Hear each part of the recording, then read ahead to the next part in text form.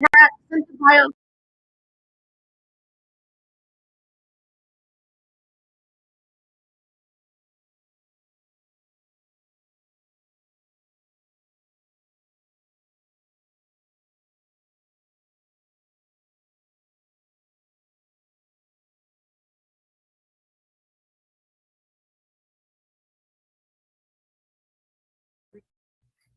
Hey, Ivanka Firaby here. I'm the founder and executive director of Beyond the Shackles. We're a nonprofit that instills hope in the incarcerated, disenfranchised, and their families. But we don't stop there because what we know is that you don't have to spend one day behind physical bars to be in shackles in your heart and your mind. And we help people to rise up. What is my genius? I'm a life elevation coach and strategist.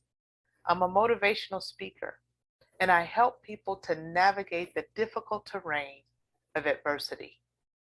Do you know that you can build the most beautiful masterpiece from the rubble that might lie at your feet from the most difficult of times? Well, you can. And I help people to walk out their God given plans and find their genius. Why? Everybody has genius because genius is common.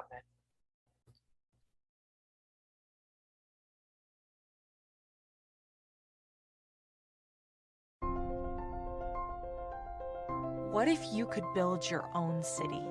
A place where every child can find nurturing people to help them achieve their full potential. A place where every adult can access job training support.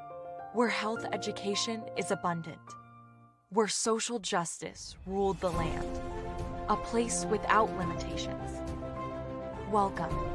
You have arrived at STEM City USA. It is what every city should be. A safe and trusted community where you find people and resources to help you become everything you are and beyond. STEM City is unlike anything you have ever experienced. It is a digital twin of the world around you, only better. STEM City is about energy and soul renewal. It is more than a digital world. You can almost feel the power of live cultural events, music, and theater. STEM City promises a better future for children with caring mentors and hands-on activities with dedicated tutors to support our youth. STEM City is your passport to a healthy lifestyle with weekly events addressing our community's many issues. STEM City is your financial well-being with helpful information on wealth management, career advancement, job training, and so much more. STEM City is the community you deserve. It is the city where your dreams can come true. STEM City USA, a place in the sky that is accessible to all who reach for the stars.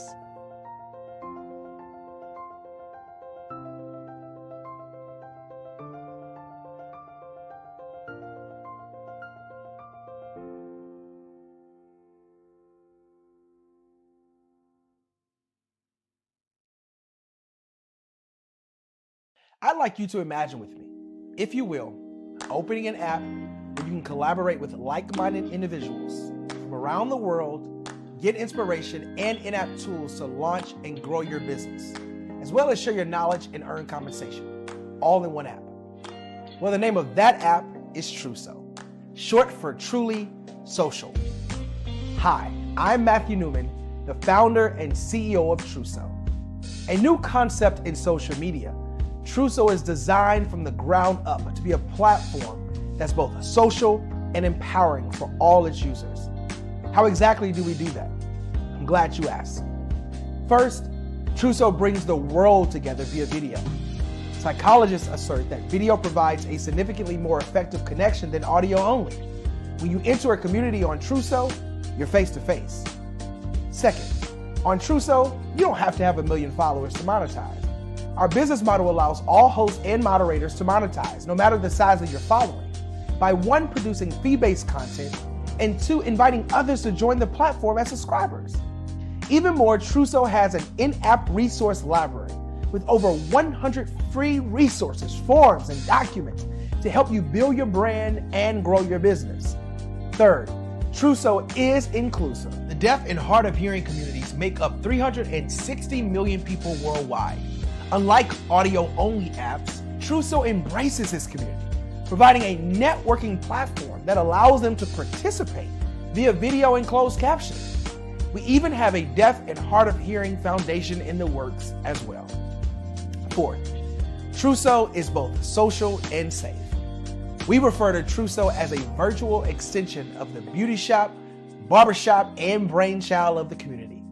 A place where there's laughter, along with wisdom, growth-oriented conversation, and genuine connections in a safe space. Truso even has proprietary security to ensure we maintain a safe environment for everyone. Where are we at now? Truso is live, y'all. We've launched in beta and we're acquiring users daily. We have an incredible development and marketing team, plus amazing celebrity influencers at the table, helping us spread the word around the globe, beginning within the African diaspora and beyond by creating a safe space for growth, connection, and collaboration. We're truly excited about Truso. We've created something special for which there is a global market. And we invite you to embark on this journey with us as a shareholder. The future for Truso is truly bright. Join us and let's go there together.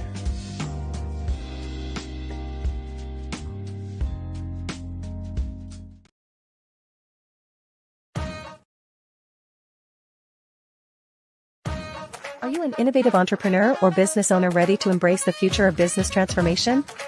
The world is evolving at an unprecedented pace, and it's crucial to adapt and pivot towards success in this dynamic landscape. At the Hello LLC, we are dedicated to guiding you through this transformative journey, offering a comprehensive suite of services that extend beyond the metaverse and 3D immersive experiences.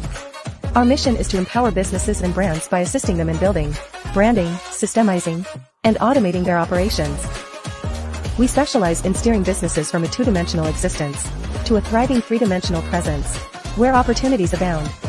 We help businesses harness the power of technology to work smarter, not harder, enabling them to operate efficiently and stay ahead of the curve. Our diverse range of services includes: Our Biz in a Box is a complete business solution package designed to jumpstart your entrepreneurial journey. From strategic planning to digital infrastructure, we've got you covered. Your one app, one tap solution. Our Motion Work AI videos transform your brand storytelling with our cutting-edge AI-driven video production, captivating your audience like never before. Our 3D VR environments will step you into the future of immersive experiences. With our custom 3D virtual reality environments that engage and captivate your customers.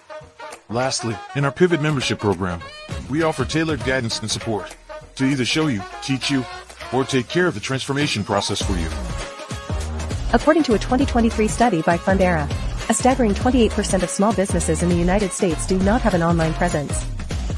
This statistic underscores the importance of embracing digital transformation.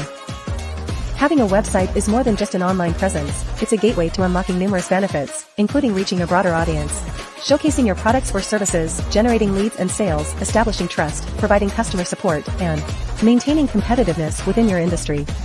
The Hello LLC is committed to helping you excel in all these aspects of modern business, not just limited to the metaverse alone. Why should you choose the Hello LLC to navigate this transformational journey?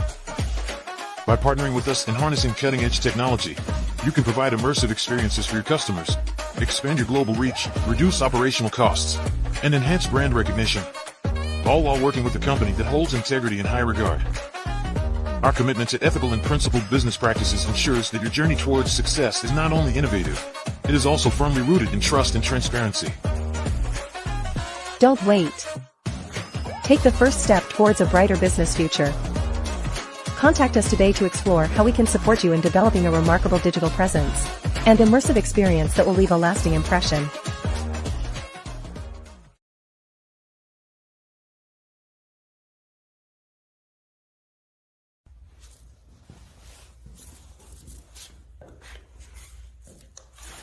How you doing?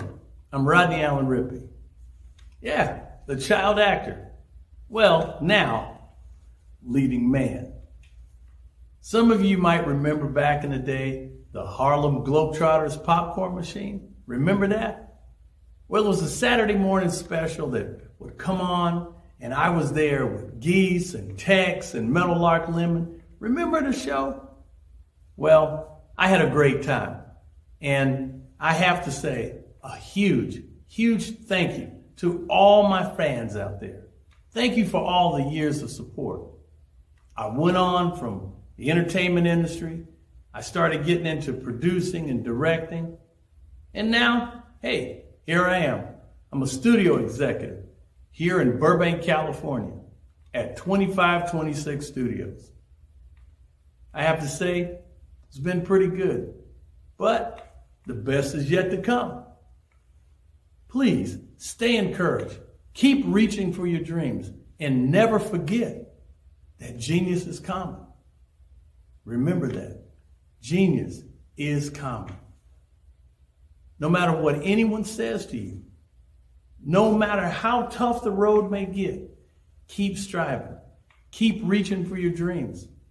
And always know that you are worth it. Everything that you put into yourself, everything good that you pour into your life, you are worth it. And when the times get tough, when things don't go exactly right, it's okay. Dust your shoulders off. Stand up strong. And remember, genius is common.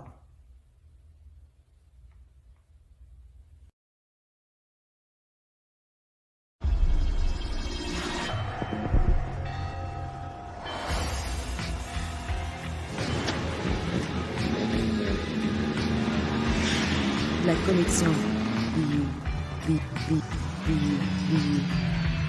La connexion.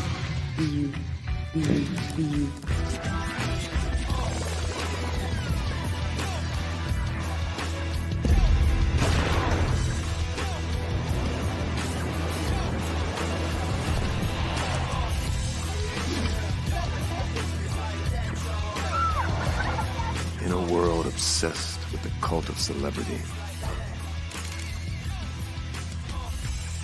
I challenge you not to aspire to anyone else's greatness, but instead strive to reveal and ignite the greatness within you. Are you serious? I totally think that that's it. Hey. No! Hey! To me, sexy is a man that knows who he is and what he wants. He's comfortable. You look at him, you see him, he's just comfortable being himself. And you're like, Baby, be you. Be you, baby. Just be you. I like it. Introducing the Be You collection, exclusively available at K&G Fashion Superstore. Hello, my name is Kiasi Helm and I'm 14 years old. I think my genius would probably have to be setting goals and achieving them. I say this because ever since I was young, I always wanted to be an author, and at age 11, I ended up achieving this. But not only did I end up becoming an author, I ended up becoming a public speaker, a publisher, a business owner, all these great things. The name of my business is Written by Kids Publishing Company. I decided to start this company because I thought it was important for me to help kids my age express themselves through literacy and just achieve their own goals. Because to me, achieving goals is the best thing in the world to feel. It's you just achieving things and aspirations that you set for yourself. And I know that everybody is capable of this because even if you don't end up achieving the goal, you still tried your best, and that's the most important thing. And everybody is capable of this because genius is common. Thank you.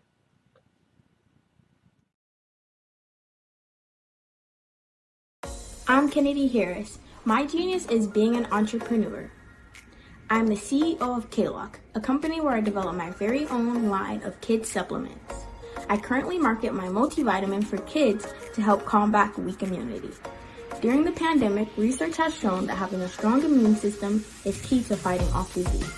My vitamins are for kids, but adults can benefit from them as well. I'm adding a proprietary blend to my supplement line. I want to create my own blend so that I have a competitive edge in the marketplace. Staying healthy is important to me so that we live longer and have healthier lives. My website is klockproducts.com. That is Klock. Genius is common.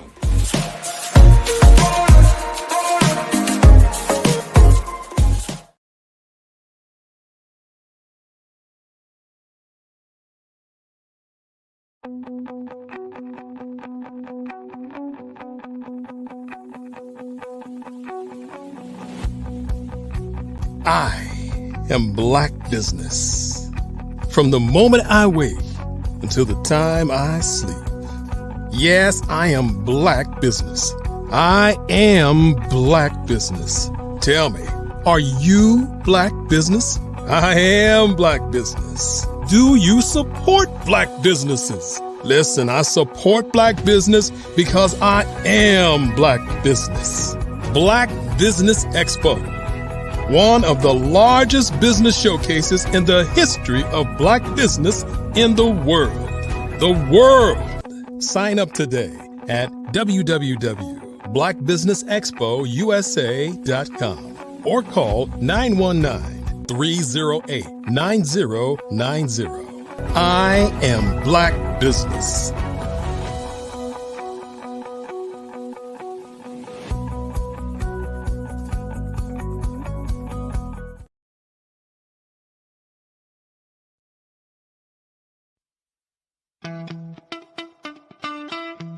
How many times have you been asked to help someone you didn't even know, a student, a business entrepreneur?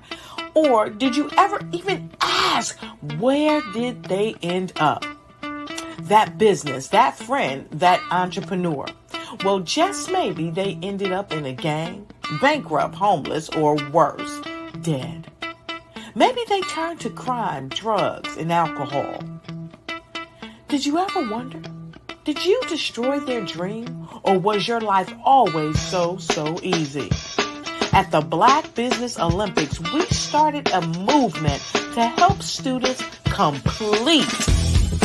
Give them hope and foster success. Help them to leave their dreams of providing laptops, computers, and up to $5,000 in scholarship funds. Today, we ask you to help a student, a business owner, or an entrepreneur to realize their dream by sponsoring them, supporting them, and buying from them. Consider this. With $1.6 trillion in our Black community, we only ask for a small donation for our students, our businesses, and our entrepreneurs.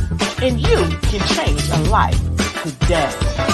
So I ask you, what are you going to do? Sit on the sideline and watch our students in high school be leaders, miss out on their dream from lack of resources? Or are you going to donate to the movement and change their future and yours as well? Give us a call today at 919-308-9090. Change their life by investing with action to the Black Business Olympic Fund. The Black Business Olympics, one of the largest business showcases of Black business in the history of the world.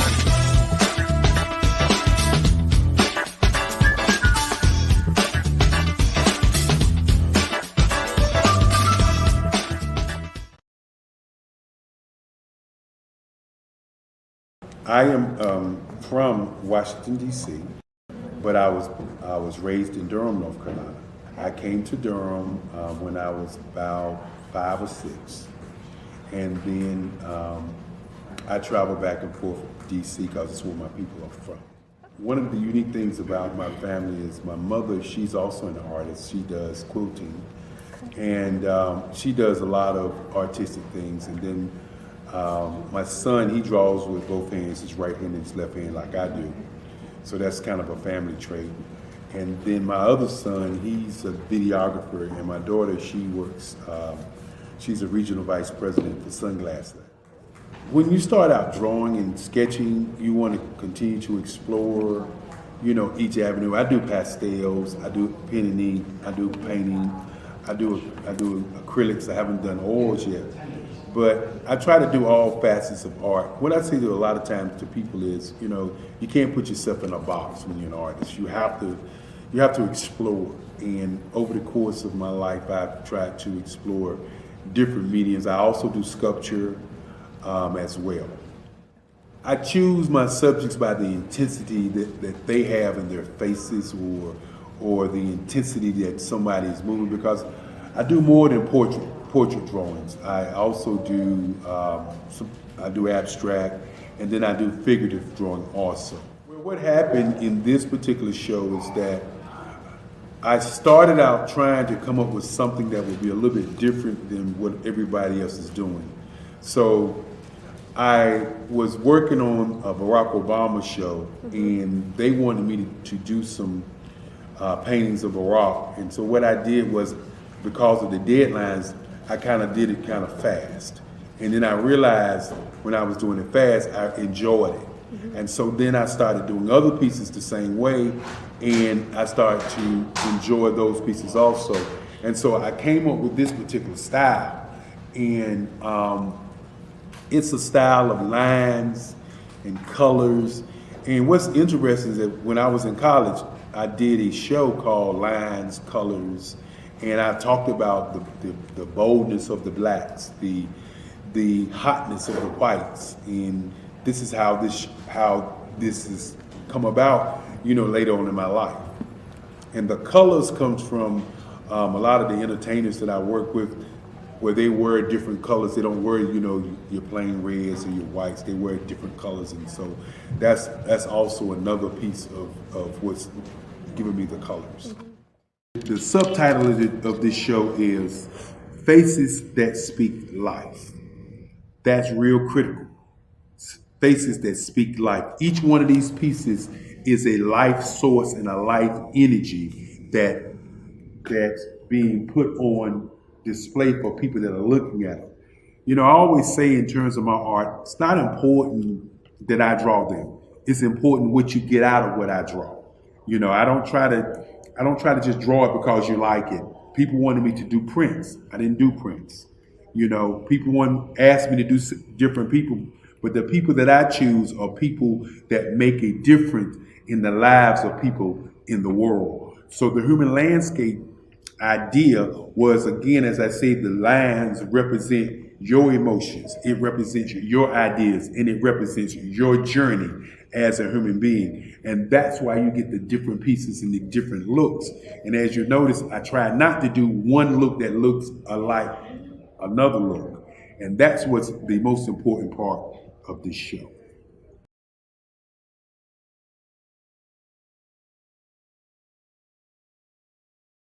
Follow the Brand TV broadcast host, Grant McGaugh, as he visits with top executives and entrepreneurs to find out their secrets of success with their personal brand. Follow the Brand TV broadcast host as he focuses on brand development to build better relationships, bring value to your business, relationships, and career. You will enjoy listening to each episode that is tailored to speak to you directly. If you're looking for this type of clarity in terms of building your brand, you have tuned into the right station. Each episode will help you to shape a conversation in the 5-star BDM network of 20,000 professionals and become a springboard for your corporate engagement and business opportunities. Each guest will frame their story in the areas of personal branding, business development, career development, financial empowerment, and technology innovation. Grant McGaugh explains why he is the CEO and owner of his own professional career. Grant is an accomplished business leader and entrepreneur who wants to give back to individuals to grow their personal brand strategy. Tune in as he weaves his story about new possibilities, while to you exceed expectations. If you love storytelling, this show will make for fun.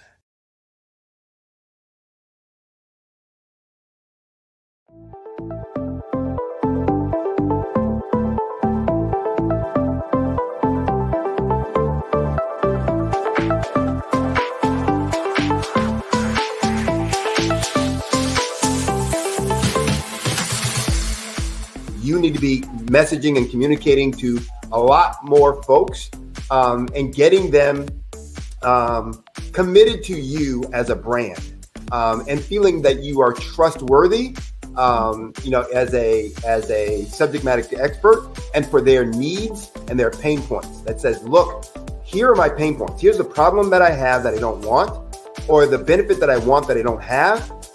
And Grant and Sydney understand that and are giving me information to be able to assist, in my eliminating those pain points.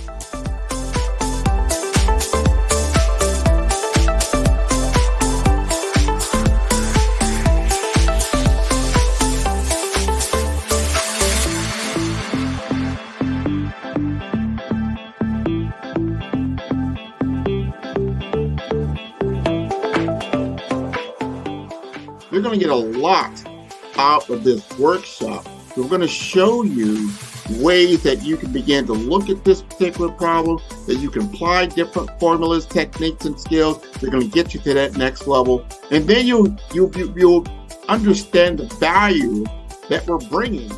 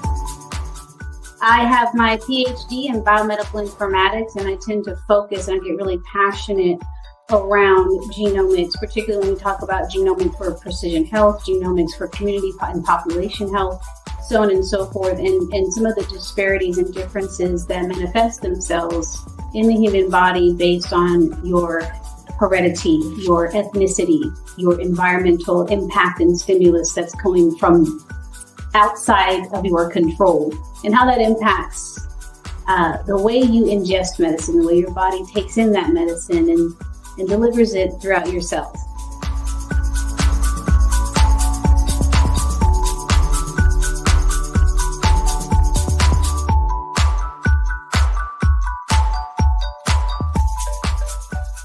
Even though the drug is the same, the dosage is the same, the age, weight, blood pressure, all of these other vital signs may be the same, but the drug may manifest itself differently between these two demographics, just simply based on the differences in their genetic history and their genomes.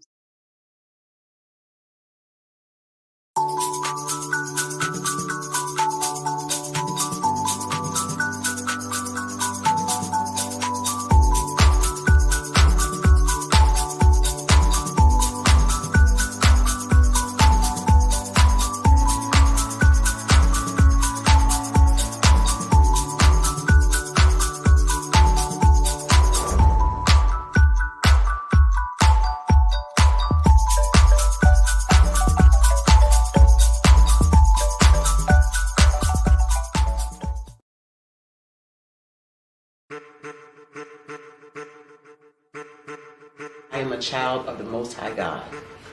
He has gifted me in ways that I could not even imagine and didn't know.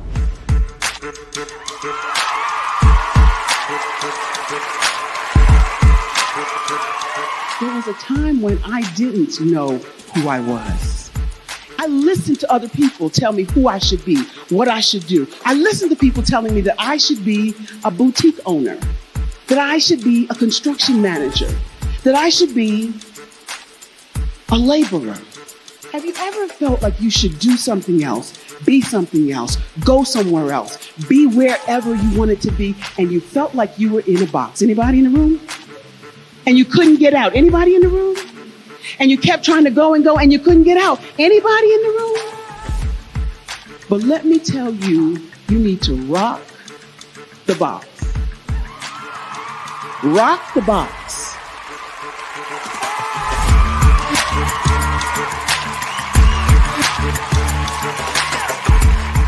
I am engaging, inspiring, and empowering.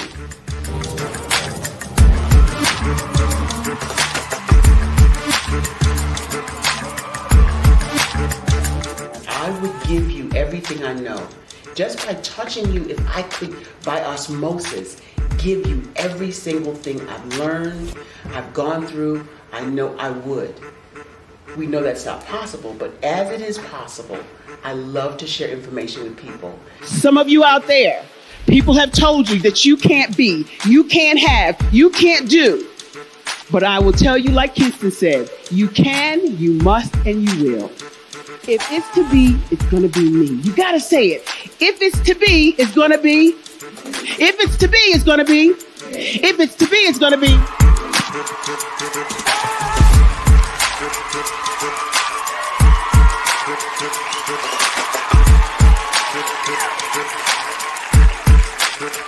Barbara is because she believed what her mama said about her and not what other people told her.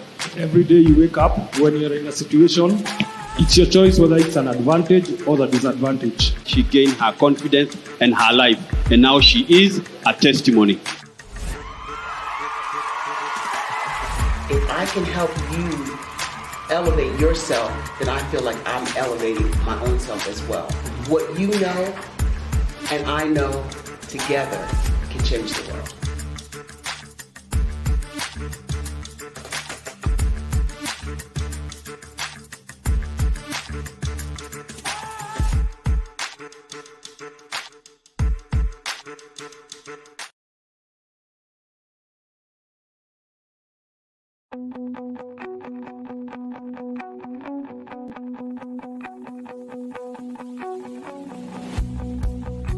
I am Black Business. From the moment I wake until the time I sleep. Yes, I am Black Business. I am Black Business. Tell me, are you Black Business? I am Black Business. Do you support Black businesses? Listen, I support Black business because I am Black Business. Black Business Expo, one of the largest business showcases in the history of Black business in the world. The world! Sign up today at www.blackbusinessexpousa.com or call 919-308-9090. I am Black Business.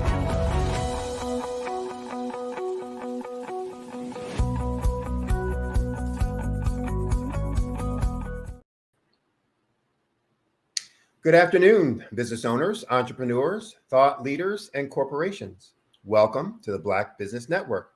My name is Sidney Wormsby. I'm the founder and president of a company called Huertas y Decus, which is a business growth and improvement consulting company. I'm your business moderator for this afternoon on the Black Business Network. The Black Business Network is a 24-hour business network showcasing Black businesses, business owners, entrepreneurs, and thought leaders worldwide. We have speakers from North Carolina, London, Singapore, Africa, Japan, and cities all over the United States. The Black Business Network is a global community sharing its business knowledge to empower, inspire, and educate businesses about business.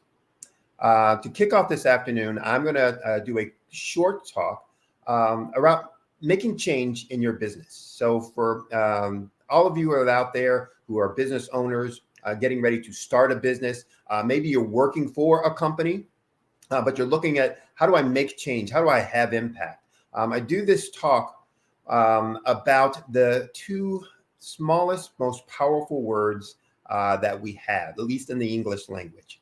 And those two words are what if. And I talk about how powerful they are because of what they cause us to do. When we say what if, whatever comes behind that is something that is going to inspire us to be creative, to think about new possibilities, new opportunities. And that phrase has been the beginning of some of the biggest, boldest changes that have occurred in all the history of the earth. Whether it was a man learning to fly, what if we could fly like the birds? Whether it was the invention of communication systems, what if we could talk to someone that was halfway around the world, not right in front of us? What if we could talk to someone and see them at the same time, even if they were halfway around the world? All kinds of changes have taken place because we start with what if. It's the end of the year 2023 for most business owners, most businesses out there. We're going through a time, fourth quarter, trying to make sure we're hitting all of our numbers for this year, making up ground that we didn't actually achieve or accomplish during the course of the year. So our year ends off strong. But we're also, and you should be, if you're not, thinking about 2024. And what are we going to do for 2024 to make sure it is where we want it to be from beginning to end? And so you should be asking that same question. What if? What if we just improved our sales by 5%? Could we do that? Well, what if we just changed the number of leads we got by 10%? What if we could increase our prices by 3%? We should be asking ourselves all these kinds of questions. What if we were able to know exactly what customers were thinking when they were thinking it, maybe even before they were thinking it? How would that change our business? Now, I ask those hypothetically to get you to start thinking about what are your what ifs, for your business. What are the things that you are looking to do, or that you can ask yourself to challenge yourself and your organization to take that next step next year.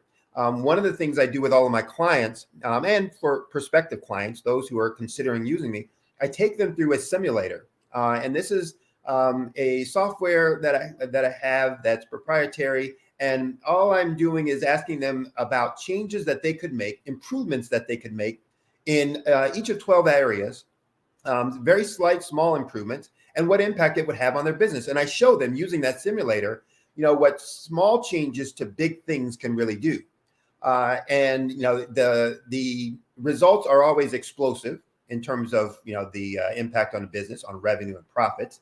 But it's also mind expanding for those prospects or those clients to see what little changes can make in an organization or in their business, in achieving their visions, etc. So what are you doing to have impact or to make impact in your business? It starts with that piece, being thoughtful and intentional about your planning process and asking yourself and your organization, what if we made some changes? So let's talk a little bit about change. And that's one of the things I also try to help my clients understand is when we talk about growing our business, we're really talking about making change. And there's a few quotes that I always love to talk about, or at least mention when I'm talking about change and leadership for change. One is by Peter Drucker, one of the preeminent and renowned consultants in business management and organizational development, et cetera. And he had this quote that said, the greatest danger in times of turbulence is not the turbulence. It is to act with yesterday's logic. So what he was saying was, look, anytime there's change, and turbulence is about turmoil, uncertainty, disruption, et cetera, that the greatest danger isn't the turbulence itself, isn't the uncertainty itself. It's to act in the environment of that turbulence with the logic that you had yesterday, with the thinking that you had yesterday. Change is about something that's new, coming about, hasn't happened yet. And therefore we can't act on making change when we're thinking the same way we thought yesterday. There was another one, Woodrow Wilson, former president of the United States, long, long ago, said, if you want to make enemies, try to change something, which talks to the fear and discomfort that we as human beings have with change. And then there's Charles Kettering, who was a scientist, researcher, inventor.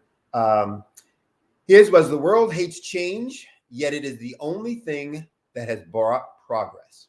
And how true is that? We don't like it, but it's the thing that keeps us progressing towards the future and a better life, better quality of life, etc. So we're going to talk a little bit about change and what do you need to do from a leadership perspective for change. And people get PhDs in leadership, so I'm not here to talk about everything that I can in terms of leadership or in change and change management. And I only have a few more minutes, 15, 20 minutes. So I'm going to touch on just a few things about being an effective leader and leading through change and through turbulence. So this is just a part of your journey about leadership and being an effective leader, and you should look at it this way or that way. And I'm going to start off with two definitions. One is about leadership. What's the definition I'm going to use when I'm talking to you today about leadership, and the other is about change. So leadership is the ability to influence and inspire actions in others. So the ability to influence and inspire action in others. And there's two things that are important in there. One, to understand we don't control anyone else other than ourselves. So I don't care whether I'm a manager, supervisor, president, founder, CEO, chief cook and bottle washer. I don't control anyone. I can't make anyone do anything. I can only influence or inspire others to do things. Now, I can use, fear, fun, faith to influence them and inspire them. Fear is when I show you some consequence, something that you're not going to like if you don't do what I'm asking you to do. I can use fun, showing you something of great joy and benefit that you're going to get by doing what I ask or trying to inspire you to do. I can use faith or belief, showing how this is consistent. What I'm asking you to do is consistent with your values and beliefs in order to get you to do what I want you to do. The other definition is change. And change is about any period of growth, disruption, or uncertainty, whether it be voluntary or involuntary. So again, change is about uncertainty. And uncertainty is something that we as humans just don't like, we're not comfortable with. And when we're talking about, therefore, leadership for change, it's about how do we influence others? How do we inspire others to take action, to do something when there are these periods of growth, disruption, or uncertainty, whether they asked for it or they didn't ask for it. And one of the things I always help my clients understand, as I just inferred there, that growth, when we're talking about growing our business, that is change. And that has a certain, inspires a certain fear in folks or creates a certain fear in folks that we need to understand and manage. So if you're going to lead change, the first thing that you need to understand and the first thing that you need to do is to get yourself right. So before you start trying to lead others, understand others, etc., the first thing you got to do is make sure your mindset is correct, understanding where you're at right now with the change that you're going to be embarking upon. What's your motivation? What's your readiness for that? And so one of the questions I always tell folks when they're going to lead change is to ask themselves, why am I doing this? And it cannot be for popularity or publicity or promotion or a raise or any of those other kinds of things. That self gratification of, I'm going to get something wonderful out of it. You need to have a cause greater than yourself. And why do I say that? One, because leading through change is going to be hard and it's going to require sacrifice. And if you're doing it just for some reward, some external benefit like publicity, some likes, a raise, a promotion, There's going to be something you're going to have to sacrifice where you're going to say it ain't worth it. And so knowing your cause, your why, is going to be important in terms of your staying power in leading through change. There's a concept called servant leadership, where you are leading to be at the service of those who you are supervising and leading. That is an inspiring focus on leadership, but it's also a very effective way of leading. One, for getting folks to follow your lead, to be committed to what you're doing, and to know that you're not asking them to do something that isn't for their own good or their own benefit, and you're there helping them to achieve that. Another question you need to ask is, well, what's my vision? And vision from a leadership perspective is a reality that just hasn't happened yet. And so when you really talk to visionary leaders and they start talking to you about their vision, you can look at their face, their eyes, and you can understand this is not something they're wishing or they're hoping for. This is something they already know exists, just not yet. And so they see that world that clearly as to what it looks like, what it smells like, what things are going on, what are the sounds that I'm hearing when I'm there. That's just how clear they are about their vision. And so you need to be the same when you're talking about leading for change. What is your vision? And it's important that those visions be tied to your values, and tied to your values so that you can be more authentic, that there will be fewer conflicts where you're asking people to do something that is in contradiction to something else you said earlier or something that you truly believe. Because if you're asking someone to do something that is a contradiction to what you said earlier, they will know that. And they will ask you about that, and they will challenge you about that. And you better have a great answer as to why that's truly not a conflict or contradiction, or why things have changed and now you have a new perspective or a new paradigm. There will be fewer conflicts within yourself, where you're asking somebody to do something that you don't truly believe in, which means, are you going to stick with that? It's easier to explain when that vision is consistent with your values. It's easier for you to be in touch with those values and to explain to others why this is important and why you're pushing so hard for it. So with all of that in mind, let's get ready to rumble. So if you're going to lead change, what's the first thing you need to do? Create a sense of urgency. That's why am I doing this? And understanding that this is not a nice to have, but this is a must do. So we also often say that to create a concept of a burning building, an impending hurricane, something calamitous that's getting ready to happen, and that we need to take action in preparation for, or to take advantage of this change that is coming about. And that's something to understand, that we can either be making this change to hold on, or we can be making this change to take advantage of. And the more that we can be proactive in the reason for that change, not reactive, probably the better our solutions are going to be. So you create that sense of urgency by talking to folks about what's the current state and why that current state is so dangerous for them individually, for you collectively, as an organization from a business perspective. Probably not physically, although sometimes that may be the case, but it's metaphorically in terms of why the company won't exist, or why we will lose market share, or why our profits will go down, why we might end up having to lay people off. All of those things that might happen if we don't make the changes that you've envisioned and that you're trying to communicate to them. The second thing, which is just as important as the first that I just mentioned, is to establish the benefits of this change to them. It's going to be easy for you to explain the benefits to the company, and they're expecting to hear why this will benefit the company. What they're waiting to hear is, how does it benefit me? And there's an acronym, WIFM, W-I-I-F-M, W-I-I-F-M. And I always pronounce it WIFM. What's the WIFM?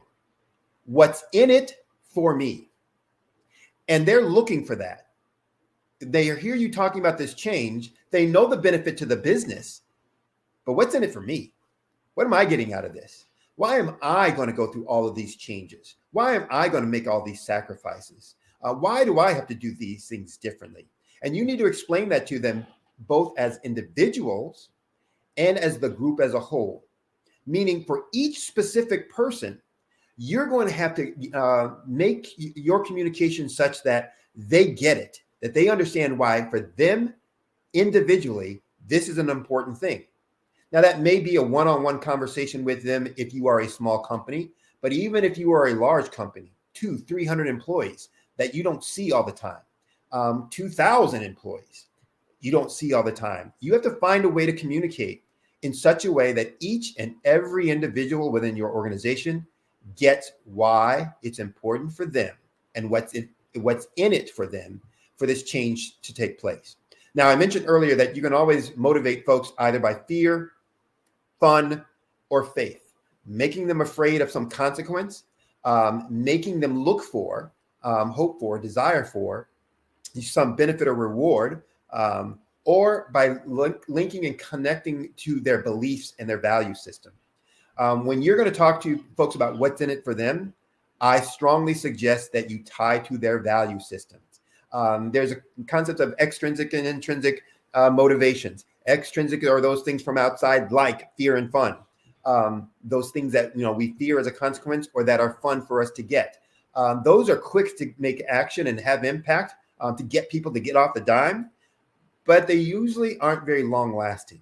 And once you used it once, you have to do something stronger next time to get more action.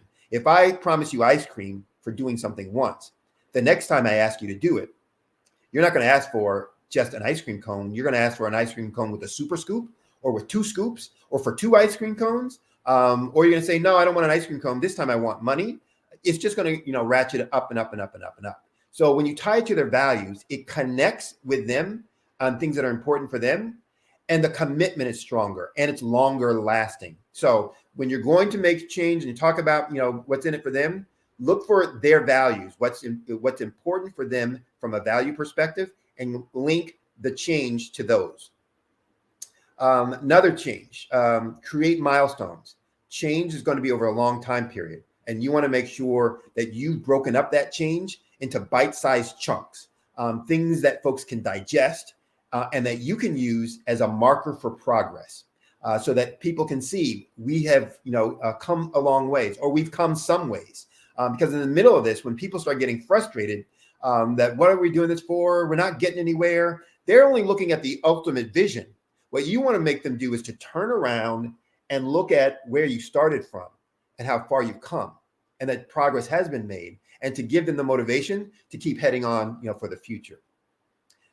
Next thing you want to do, from a leadership perspective, you can't be everywhere at all times. And so you need to build a team of what I call loyal lieutenants. Those are folks are going to be your leadership team, the people who speak on your behalf when you're not there, the people who lead the different functions of your organization. And for this team, they need to, one, share your vision. They need to see the world and this organization and the change just like you do. They need to be trusted to carry out your directions and your instruction. They can't be people that have just the technical ability, but you're not sure if they have your back. You're not sure if they, are going to do what you ask them to do when you turn around. As soon as you're not in sight, whether they say, no, don't worry about that. We don't need to listen to him. Let's just go on and do what we were doing. So they need to share your vision. You need to be able to trust them to carry out your directions and expectations. But you also need to trust their advice. They need to be folks that you listen to, that when they speak, you've chosen them for the reason that you trust their experience, you trust their knowledge, you trust their guidance, so that you're willing then to trust their advice. And then they also need to be role models of this new way that you're wanting for your organization. So with change comes a need for a different way of being, new behaviors. And these folks need to role model that. So each of them needs to come with a particular set of skills. What's that movie? Taken, Liam Neeson, who says, I have a particular set of skills. Well, each of these lieutenants need to have a particular set of skills that you're going to need from this leadership team for this long journey of change. Some may be great on rewards and recognition. Some may be great in operational expertise and knowledge. Some may be good in terms of communication and how to say things or how to position things, whatever that might be. But you're going to need to look at where are we going? What do I need in the skill set for the organization, and who best represents that skill set that I can make as a part of my leadership team? So there's a lot of things that this leadership team needs to possess as skills and capabilities, but they're going to be core and central to you being able to not only make change, but make those changes quickly and to make those changes stick over the long term. Next, and only have a couple more minutes, so I'm going to make these last ones very quick. Communicate, communicate, communicate. Did I say it enough? When you are in a change management and leading change, you need to communicate every chance you get, every opportunity that presents itself to talk about your vision, to talk about the progress that's been made, to talk about setbacks and why they are important, and why they're going to propel you for going forward. And it's important not to skip setbacks, because often people, well, let's not talk about the bad stuff, the negative stuff. They've happened. People know they've happened. You need to talk about them, and to talk about them in terms of how you got past them as an organization, what caused them so that we can change those processes or behaviors in the future, and what we're doing differently so that that doesn't happen again. But also important is to communicate about the heroes, the people who've made sacrifices, who've done things above and beyond that you want to recognize. Because when they get recognized and put up and held up for consideration, everyone else says, I want a little of that too. I want people to recognize me. And it motivates them and inspires them to make those sacrifices that are necessary. Next, celebrate the wins. Every time something happens, and this is something I am really bad at. One of the folks on my leadership team, I always select someone who is going to be good at rewards and recognition, because I'm not good at that. But you need to make sure that you recognize improvement, performance, success. When you achieve those milestone markers that I talked about earlier, you need to have someone there who's going to always say, it's time for us to have a celebration about that. And it's not to celebrate every insignificant thing, because then it becomes superficial and like, oh, another celebration, big deal. But there are certain things that are milestones where you say, we need to stop and take celebration of that. And sometimes that's individually, sometimes it's as a group, sometimes it's as an organization. But we need to celebrate the wins. So look for ways to do that. And last but not least, institutionalize the progress. To make it stick, of the changes that you've incorporated, you got to make them stick. And so I call it institutionalizing, which is really about creating processes and procedures that lock in the progress and prevent setbacks. Because it's going to be easy once you get there, if you don't put in a procedure, for people to slide back into old habits, because they don't die very easily. And they're always lurking, waiting for an opportunity to get back into action. And so if you put in process, systems, structure, procedures that make people do things in a specific way based on following procedures, then you're less likely to have setbacks and to keep that progress locked in. It's also important because it helps to create culture.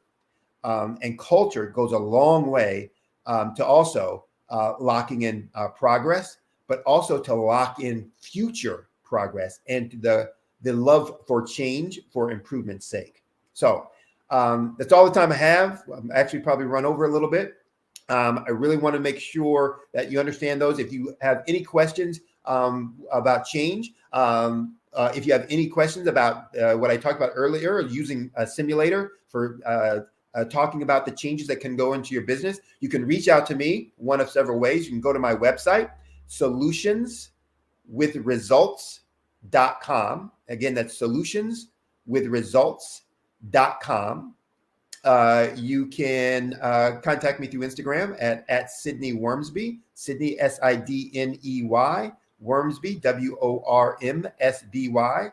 I'm also on LinkedIn at that same account, Sydney Wormsby. Or you can email me. And for that, you can email me at SWORM, SWORM _22 at yahoo.com. Look forward to speaking with any of you in the future, hearing your questions. And as we say, genius is common. I'll see you on the other side.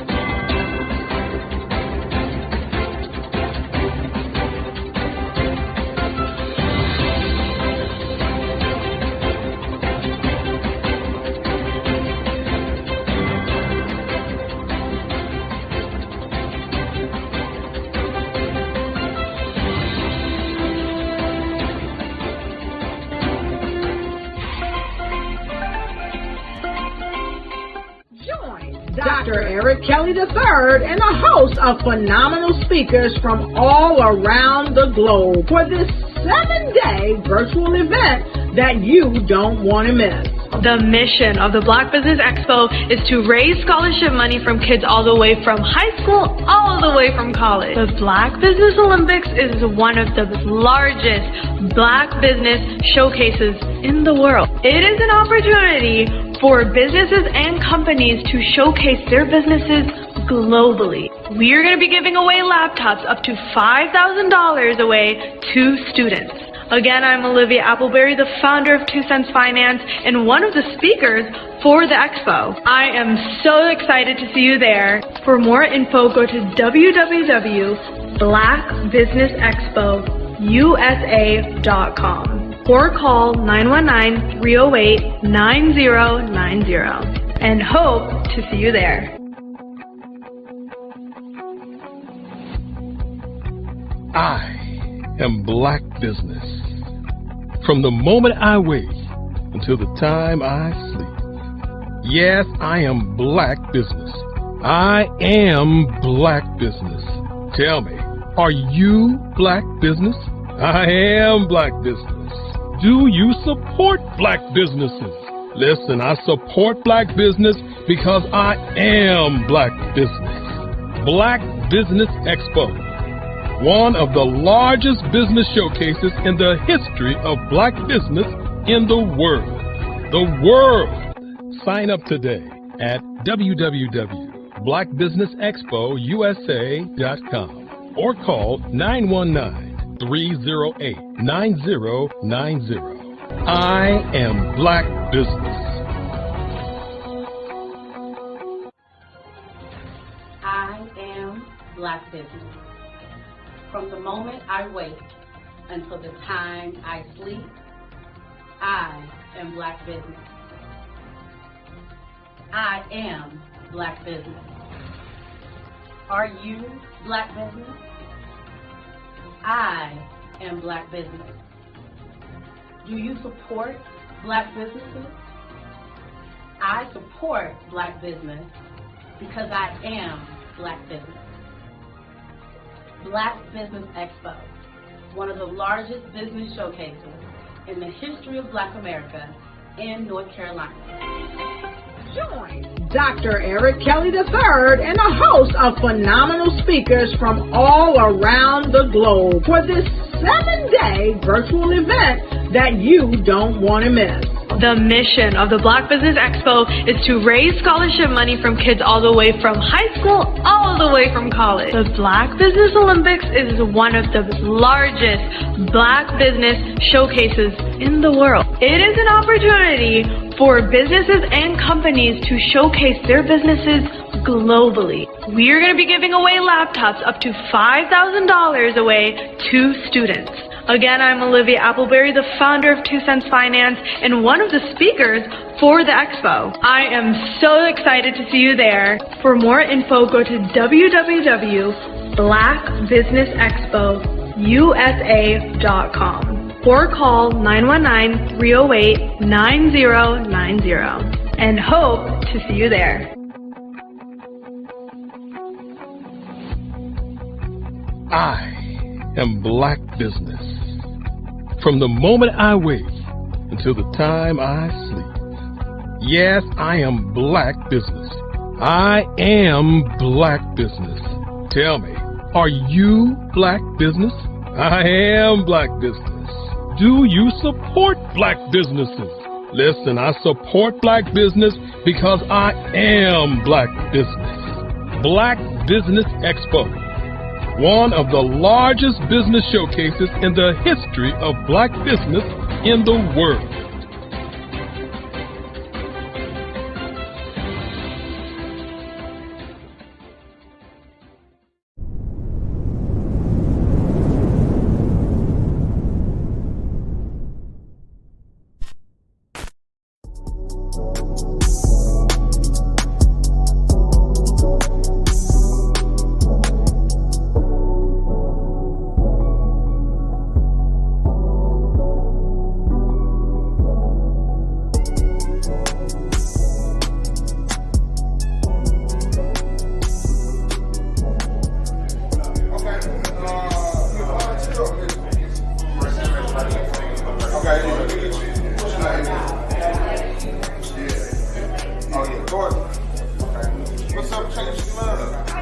I keep wanting to say that I know I'm not churchy, but I feel the need just to say that I hope you get all the resources that you need, because they need us. Our communities need us more than we can ever imagine, and I would hate for that to be a barrier for anybody in here not to be. On May 14, 2022, a combination of 40-plus leaders, community stakeholders, volunteers, mentors, and champions convened for a pilot of a unique and special conference.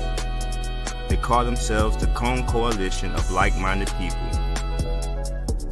Like-minded towards liberation, fairness, and the idea that everyone in Rockingham County should thrive regardless of who they are or where they live. This 4-hour event was held on the campus of Rockingham Community College in Rockingham County, North Carolina, as a part of a design thinking project in partnership with Cone Health, MDC Rule 4. Several leaders convened from Rockingham County's nonprofit NC100. They came together to address some shared challenges and problems together by sending an authentic community voice, thanks in part to the grant funding from Kate B. Reynolds Charitable Trust, engaging in inspiration, imagination, and prototyping to bring this pilot to reality. The Piedmont Triangle Regional Council shared several job opportunities for the crowd to explore and share. Black-owned businesses were prioritized in hiring and supporting the collection of champions. To the food and snacks, to the folks trusting and documenting this event, to the child care provided by Headway Success Group. Forensics lab. So today is all about healthy mind, healthy body. And so we have the forensics lab set up, and so we'll have our display of our volunteers. So what they'll do, they'll get a chance to label. And of course, we have to have old school operation because it's just fun. Local facilitators led the county members through an in-depth work session about the importance of mentor and active volunteering. What's called Excelling. It's a non-profit organization, and it helps. Rockingham Community Champions of Faith and Public Service grace our community members with shared learnings on this amazing Saturday in Wentworth. Crystal Galloway served as a brilliant and engaging mistress in ceremony. Regional Parks and Rec Superintendent Quentin Robinson delivered a starring keynote address. And Tango Moore of the Regional Area Foundation was honored, along with a side of honorees on our first Portia M. Paris Cone Coalition Champion Award winner, given in honor of her memory and legacy as a tireless advocate and torchbearer for the marginalized or underserved. Help us reach our goal to learn more about building and strengthening the relationships of those who support mentors, volunteers, and young people, especially in the ages of 12 to 22, building the community capacity to support those in need of training, resources, and storytelling, finding ways to create and maintain a healthier Rockingham County and beyond. Want to know more about the Cone Coalition? Contact NC100 via Facebook at NC100 or www.nc-100.org.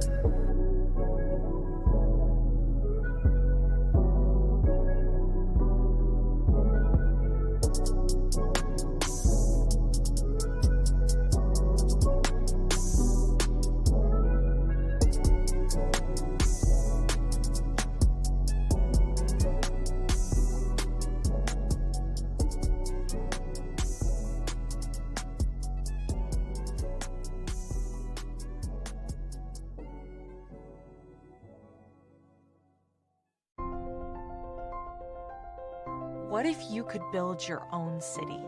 A place where every child can find nurturing people to help them achieve their full potential. A place where every adult can access job training support. Where health education is abundant. Where social justice ruled the land. A place without limitations. Welcome. You have arrived at STEM City USA. It is what every city should be. A safe and trusted community where you find people and resources to help you become everything you are and beyond. STEM City is unlike anything you have ever experienced. It is a digital twin of the world around you, only better. STEM City is about energy and soul renewal. It is more than a digital world. You can almost feel the power of live cultural events, music, and theater. STEM City promises a better future for children with caring mentors and hands-on activities with dedicated tutors to support our youth. STEM City is your passport to a healthy lifestyle with weekly events addressing our community's many issues. STEM City is your financial well-being with helpful information on wealth management, career advancement, job training, and so much more. STEM City is the community you deserve. It is the city where your dreams can come true. STEM City USA, a place in the sky that is accessible to all who reach for the stars.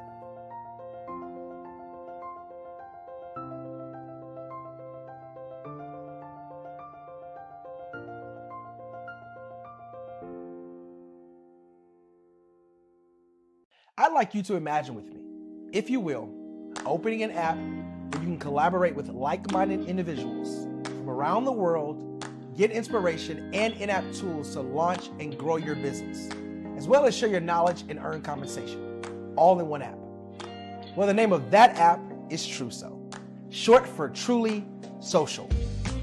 Hi, I'm Matthew Newman, the founder and CEO of Truso, a new concept in social media. Truso is designed from the ground up to be a platform that's both social and empowering for all its users. How exactly do we do that? I'm glad you asked. First, Truso brings the world together via video. Psychologists assert that video provides a significantly more effective connection than audio only. When you enter a community on Truso, you're face to face.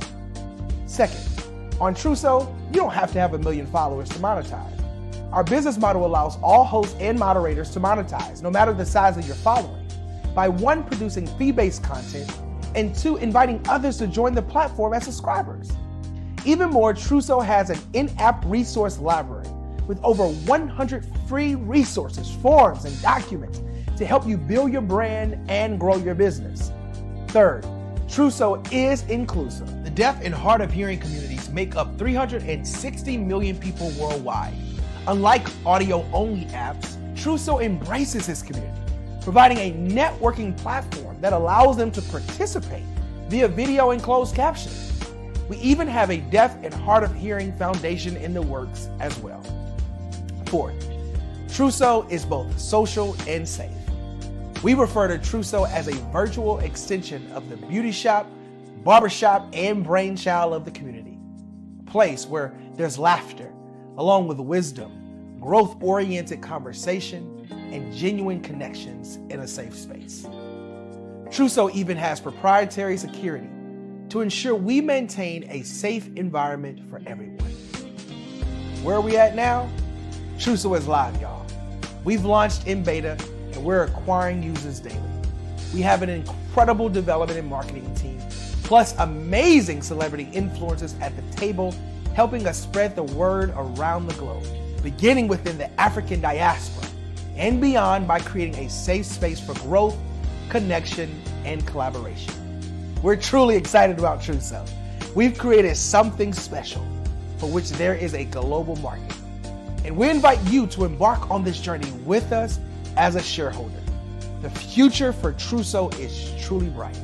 Join us and let's go there together.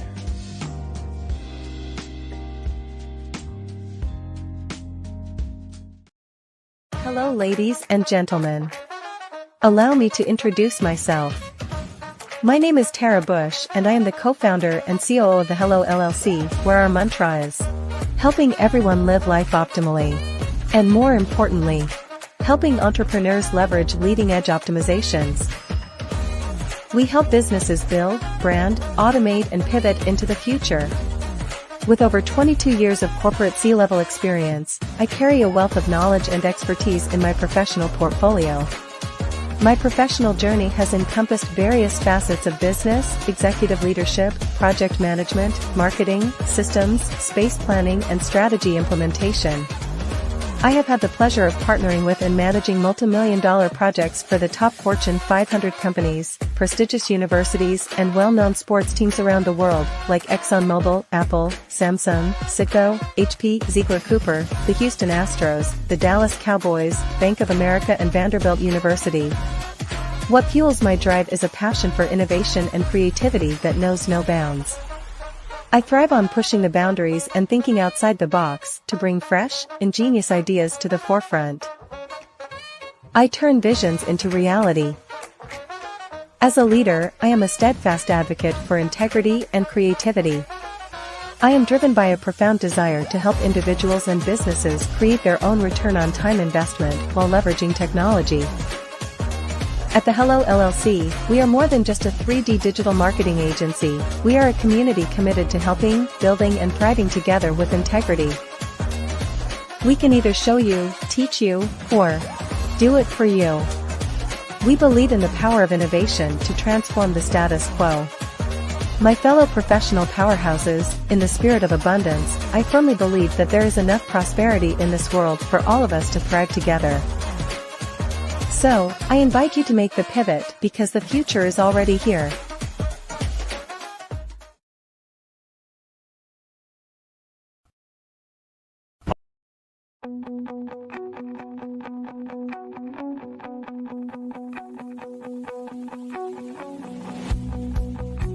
I am Black Business. From the moment I wake until the time I sleep. Yes, I am Black Business. I am Black Business. Tell me, are you Black Business? I am Black Business. Do you support Black businesses? Listen, I support Black business because I am Black Business. Black Business Expo, one of the largest business showcases in the history of Black business in the world. The world! Sign up today at www.blackbusinessexpousa.com or call 919-308-9090. I am Black Business.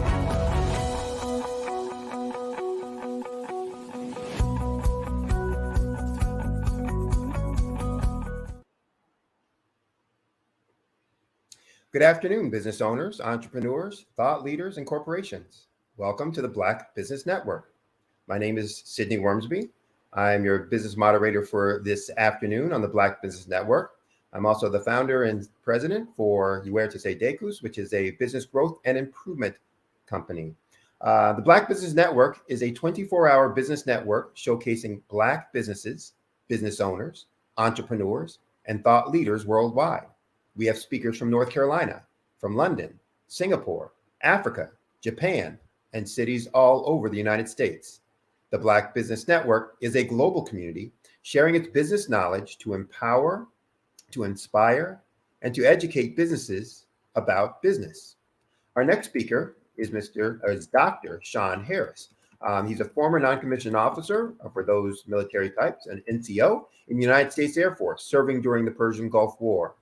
Dr. Harris has an extensive and diverse background in aerospace propulsion, law enforcement, and real estate. He holds a PhD in philosophy of economic humanities. Dr. Harris and his wife own an aviation company, a capital investment firm, 2 real estate companies, and a home healthcare company. He's, in addition, a 44-time author. I said that right. A 44-time author. He's got a library just on the stuff he's wrote. Dr. Harris has 2 children, a 14-year-old daughter and a 13-year-old son, who both own their own 6-figure companies. Dr. Harris feels that it is important to create financial literacy and to create a firm foundation for business ownership at an earlier age, thus his 2 teens. He and his family reside in the area of Atlanta, Georgia. So without further ado, if you would welcome Dr. Harris. Hello, great afternoon, Mr. Wormsby. Good to see you again. Yes, you too. How are you? I'm doing fantastic. And actually, I'm in the big ATL today. So welcome to Atlanta.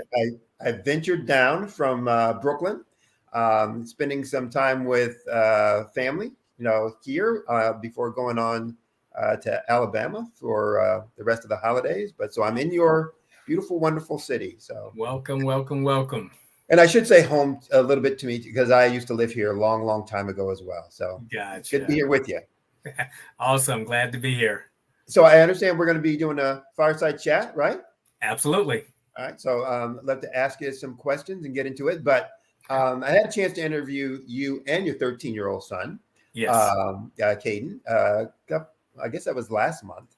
Yes, it was. And so, I learned a little bit about him. But at that time, I was also talking to you about the things that, kind of you had to do as a parent, to raise 2, not 1, but 2 teenage entrepreneurs. Yes. And so we'll want to get into a lot of that, but the diversity of your background, people will probably find very, very interesting and be a lot of curiosity about. So talk to folks about how did you go from, and for people who don't know, an NCO or a non-commissioned officer is an enlisted person. Mm-hmm. So they're not a lieutenant, they're not a captain, they're not a colonel. So how did you go from that to being a propulsion specialist, having a propulsion company? What was some of the learning that you did, and what were some of the sacrifices or the things that showed your determination from going, from just being, I shouldn't say just, but being an enlisted person in the Air Force to having that kind of knowledge and understanding about the systems? Yeah, one thing I always noticed when I was in the military and Air Force, I would always focus on the commissioned officers. Actually, it's always like wherever you want to be in life, get around that environment, and the by default, as long as you follow the recipe of the blueprint, you should get similar or same results. So I would always just talk to my supervisors, the captains, lieutenants. I would always talk to pilots. I always had a great thirst and knowledge for aviation. So when I got out of the military, we first started a couple of real estate companies. That was our first entrepreneurial pursuits.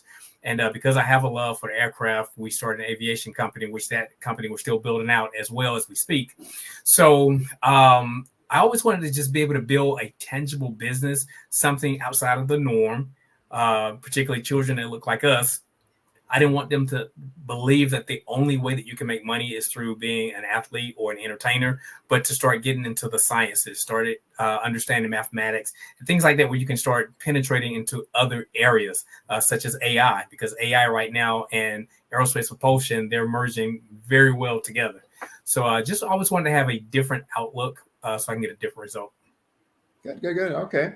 So talk about, you've got these very diverse companies, real estate, a capital investment, company. So, I'm sure doing mergers and acquisitions and, or maybe just, more like a hedge fund, et cetera, but very different than real estate and very different than an aviation company. What got you interested in each one of those segments? And how do you tie them in? Let's ask the first question first. Okay. What got you interested in each one of those industry segments? Mm-hmm. Well, with the capital investment firm, I always had an interest in finances, of course. But one of the key things, I started understanding how the banking system worked. So, for example, if you put $10,000 in the bank and you go back next week and say, hey, I want my $10,000 back, they're going to say, no, Dr. Harris, we can give you $1,000 a day because the other 90% has been lended out to other institutions, other lenders. So I said, I'm starting to understand the mechanics of how banks work. So now they took that $9,000 and deployed that capital elsewhere, and now they're making money off of my money. Right. And then they'll loan the $9,000 to the next person, and then he has access or she has access to the $1,000. But then they took that $8,000, and it keeps snowball affecting. So I realized that, you know what, I need to start understanding how private family banking works. This was brought to my attention about maybe 8 years ago, about owning your own bank and being able to leverage different tools, different investment tools, such as life insurance, for an example, and you could start creating your own banking system. So now in our family, if anyone needs to get a loan, perhaps to either go to college, start a business, buy a home, they can come to the family bank. So we have a family office established. There are certain requirements that each family member has to meet in order to have access to the funds. Mm-hmm. So if I have a family member say, hey, listen, I want to own a tech company. I need $35,000 capital to start up. Well, we'll have a board meeting. And if everything looks good, they bring the business proposal and the business plan. And then we will actually lend the money from our own family bank to that particular family member. So what happens is we can either take equity in the company as well and then do a buyout or buy down over a period of time. Mm-hmm. So if said family member, the business does not excel the way we want it to, or they just started running it kind of weirdly, we could always step in as investors because we have equity stake. So that's what got me into the capital investment firm. So we started Kennedy and Caden, their own capital investment firms as well, because that's the biggest thing, is to start teaching kids about financial acumen at an early age, because the quicker they learn about money, the better they'll be positioned in life, and the longer and quicker they'll be able to benefit from finances. Right.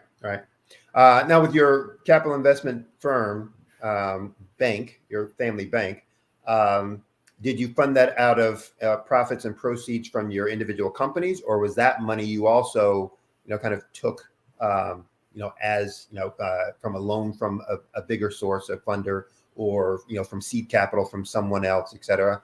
So was it funded internally, from Yes. your proceeds, or externally? Yes, it was internal, from our proceeds, from profits from our companies. And then we started leveraging other tools, because one of the key things about finances is OPM, using other people's money. So that's where we start learning the techniques and the fundamentals of leveraging life insurance policies. Right.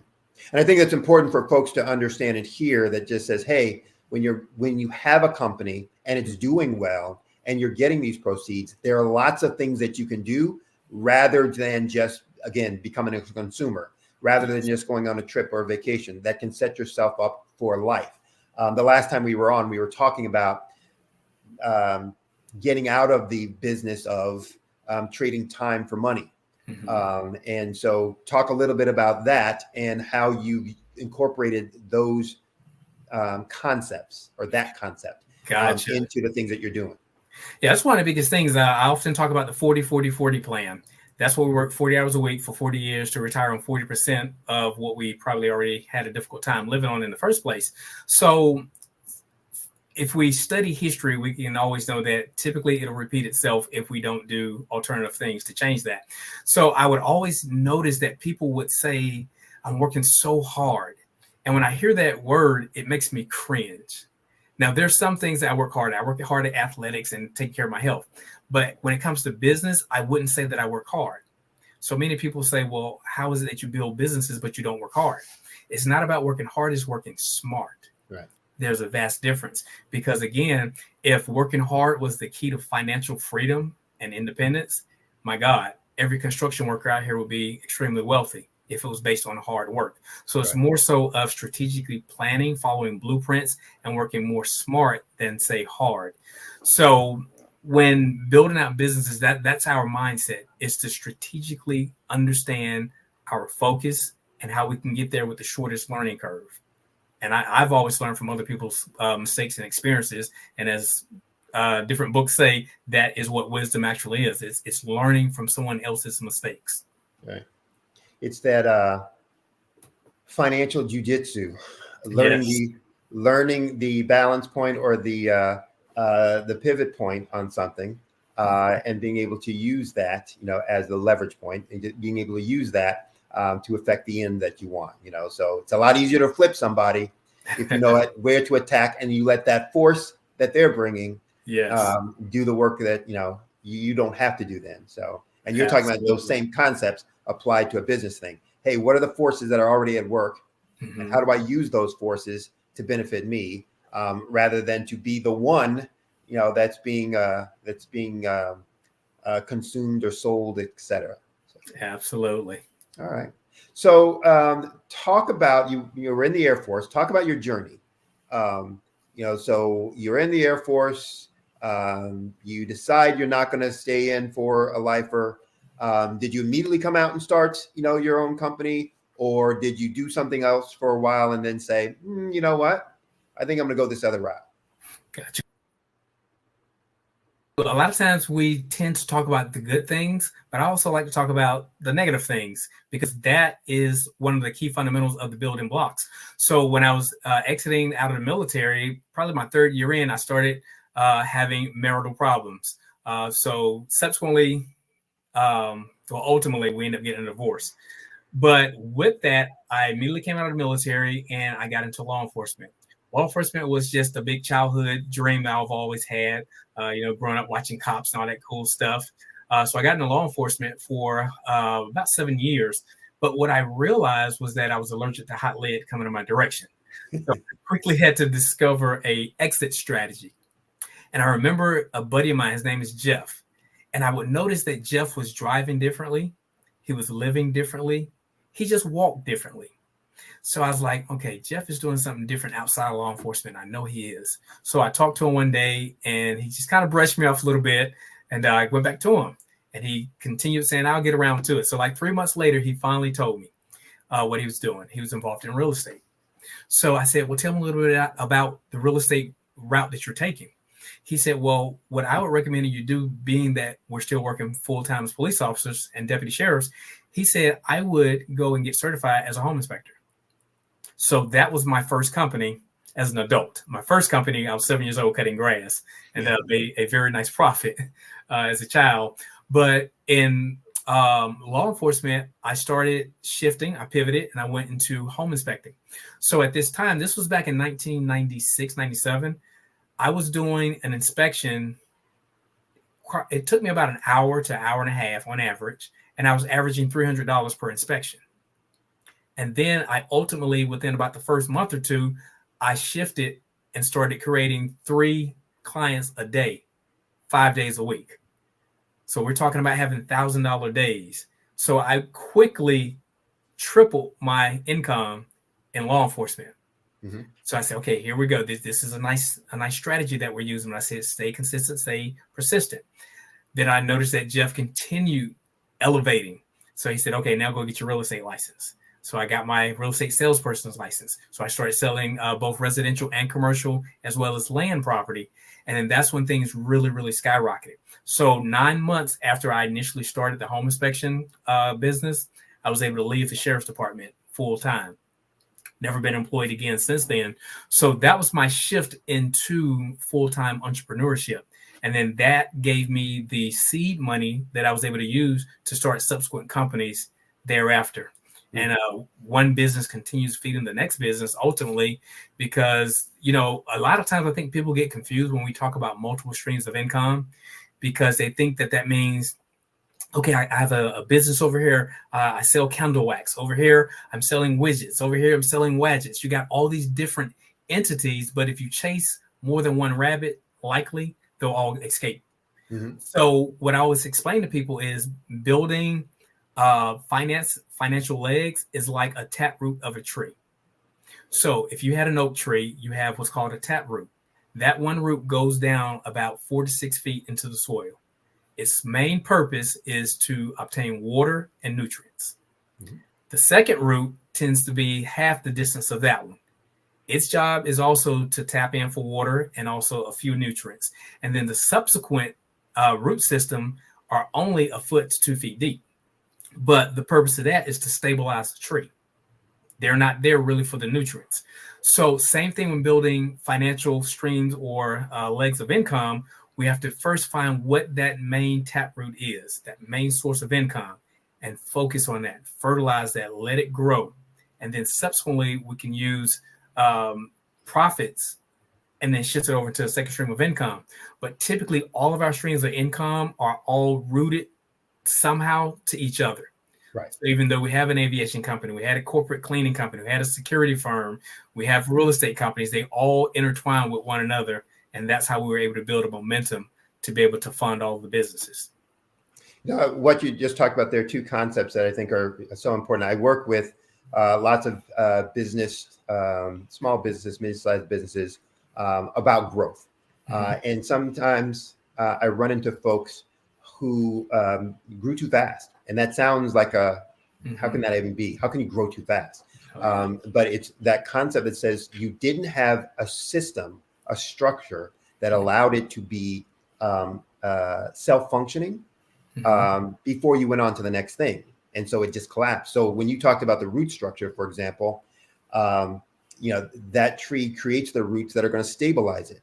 That just says, hey, I'm going to hold you sturdy and steady while the rest of it, the cash cow part of this tree, goes deeper and deeper to soak up more and more nutrients, more and more water to, for sustenance and sustainability.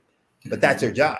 And if you're growing your business too fast, then you haven't set those roots that are going to stabilize you. And then, things can kind of collapse, et cetera. So I see that a lot within folks, that they're just, let's make some more money when things are going well, but you're not institutionalizing things. You're not, systematizing things so that it can be ongoing, whether you're there or whether you're not there, which becomes the basis of that not trading time for money. I can not be there and it's still now paying me my dividends and my results. You agree or? Absolutely. And one thing with that too, Mr. Warrensby, is that oftentimes people, when they hear multiple streams of income, in their mindset, they're always thinking that I have to have a 6-figure stream of income here, another 6-figure here. But the first leg of income may be 6 figures. The second one may be $40,000. The third may be only $5,000. But the whole goal is to have multiple sources and then ultimately feed into each one of those to ultimately grow them to maybe 5-6 figures. But I don't want people to fall under the assumption, assuming that, like you said, we're growing too fast and then your whole system collapses. Right. The whole point of a system is save yourself some time, energy, and money. Right. Well, and the other piece to what you were talking about there is the alignment of those businesses. So I had a client that was a couple of years ago, and that I was working with. And when I started working with her, I could not understand how these three lines of businesses fit together. They just didn't make any sense to me. Right. They had candles and dried flowers and interior design. And I'm like, well, I can see how I make them come together, but I'm not seeing how, they were making them. I mean, until it was probably into the second hour of me doing this assessment with them in their shop, asking them a ton of questions, watching them interact with us, that I finally was like, oh, I see now how this really does connect together with their values, et cetera, but they weren't communicating in their marketing. So it's important when you're creating these multiple lines that there's some synergy into what you, from your perspective, what your values are, what you're trying to accomplish, because it allows you to stay connected, stay efficient with what's going on, rather than just kind of being disjointed, and all over the map, with things. Exactly. All right. So talk a little bit about the author piece, because I'm amazed. I've written one small book, and for now the last 6 months, I've been trying to work on my book number 2 and 3. But you've written 44. Yes. Talk about that process and what kind of inspires you in terms of topics, and in terms of time, to write that, voluminous number of books. Gotcha. Yeah, my dad growing up, dad would always tell me, you have a book inside of you. He would always tell me that as a little boy. So I was like, what do you mean I have a book inside of me, Dad? He said, trust me, you have a book inside of you. So as a kid, 6, 7 years old, we used to get allowances. When I turned 8, 9 years old, Dad said, you know what? I'm not giving you guys an allowance, because I'm not going to pay you for something you're supposed to do anyway, which is like take out the trash, clean the dishes, things around the house. He said, if you want to continue earning a source of income, I want you guys to start writing an essay every week. So we would write an essay about whatever topic we wanted to. So I'm a middle kid, so I would always either gripe about my sister getting the best treatment because she's the baby, or my older brother getting the best treatment because he's the oldest. I'm just stuck in the middle. But whatever those writings were, it created my writing skill. It showed me how to create word pictures with my writing, so that when you're reading, it's like I'm there. I see, I smell, I can feel exactly what you're talking about. So my writing skills became what I call lethal. I'm very lethal with the pen. So that's what started getting me into writing. And I would just kind of jot. I would journal. I would write out everything. When I was a little kid, I used to like working out a lot. So I would actually write out diet plans. I would write out workout plans. I would start writing out business plans as a little kid. Listen, if you take the trash to the street for 5 neighbors 2 times a week, you'll make this amount of money. And I would share that with friends in the neighborhood. So I was actually like consulting as a little kid. So what I realized was that, you know what, this writing can really elevate and take me places. And that kind of meshed with my love for reading, because I always felt that when I read, I can go anywhere in the world. If I wanted to go to Egypt, I can read a book on Egypt, and I can just start picturing what it's like until I actually got there. So that's how it shifts into the books. Now, how I started being efficient with my book writing. My first book took me 2 weeks to write. And I thought that was like an eternity. And after I got a system, I started figuring out, here's how to write the book. So you have 2 types of authors. You have a content author, or you either have a chapter author. What do I mean by that?